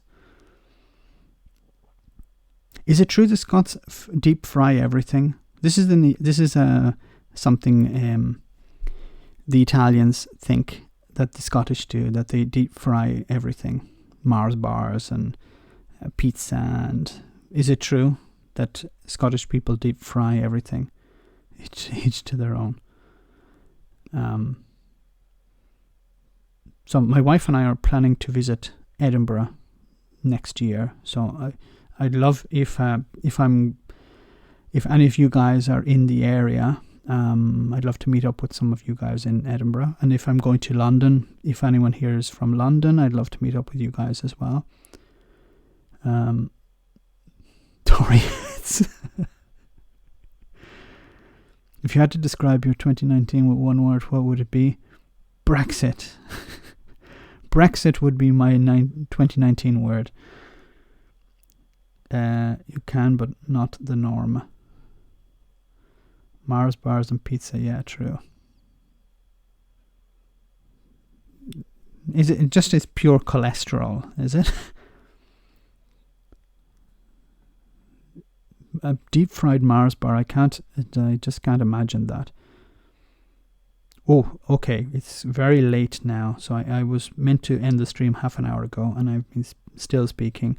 See, this is an addiction for me now. So, Lorm sausage, the square sausage, always confusing. Wait till they discover. I'll just answer one more question, then I'll have to end the stream. So, what do you think of Labour publishing a document saying explaining everything how the Tories would cause no deal at every stage right now? They would either dispel any. Sorry, I need to reread the question. What would you think of Labour publishing a document saying exactly how the Tories will cause no deal at every stage right now? Would they either dispel any excuse, causing it predictable at the time, or avert the worst results of Brexit? They would refer to it as, I think if the Labour Party published a document saying about how a no deal would be disastrous, they would regard it as Project Fear. Oh, it's Project Fear again. Project Fear. I think the public have, in a sense, moved on from Brexit, and Boris Johnson knows this. So Brexit is going to be off the table for a bit, I think. It's going to really impact people's lives at the end of next year. But they will have moved the goalposts and said, look, this is not Brexit's fault, it's the European Union's fault, or it's the Remainers' fault, or it's Ireland's fault, or it's Labour's fault, or it's the immigrants' fault, or it's someone else's fault, of course. Do you feel that trouble will increase in the north of Ireland? No, I don't think it will increase, but I think certain pockets may become more lively, for a better choice of word, but I don't think in general trouble will increase. Jeremy, Max, my guilty pleasure is Sunshine on Leith. Watch the end episode and take your missus there. Okay. All right, guys. So I'll end the call. I'll end the live stream. My eyes are closing here. It's 2 a.m. I've been up very early this morning. So have a great New Year. If you're in Scotland, a great Hogmanay. And everyone else, have a great New Year's Eve. Don't get drunk, or don't get very drunk, or don't. If you're not drinking, well, have a good night anyway. And I'll see you all in 2020, and have a great night and a great day tomorrow. Okay, thanks, and thanks again once again for coming on the stream, and hopefully we'll get Brexit done next year. Okay, good night, guys.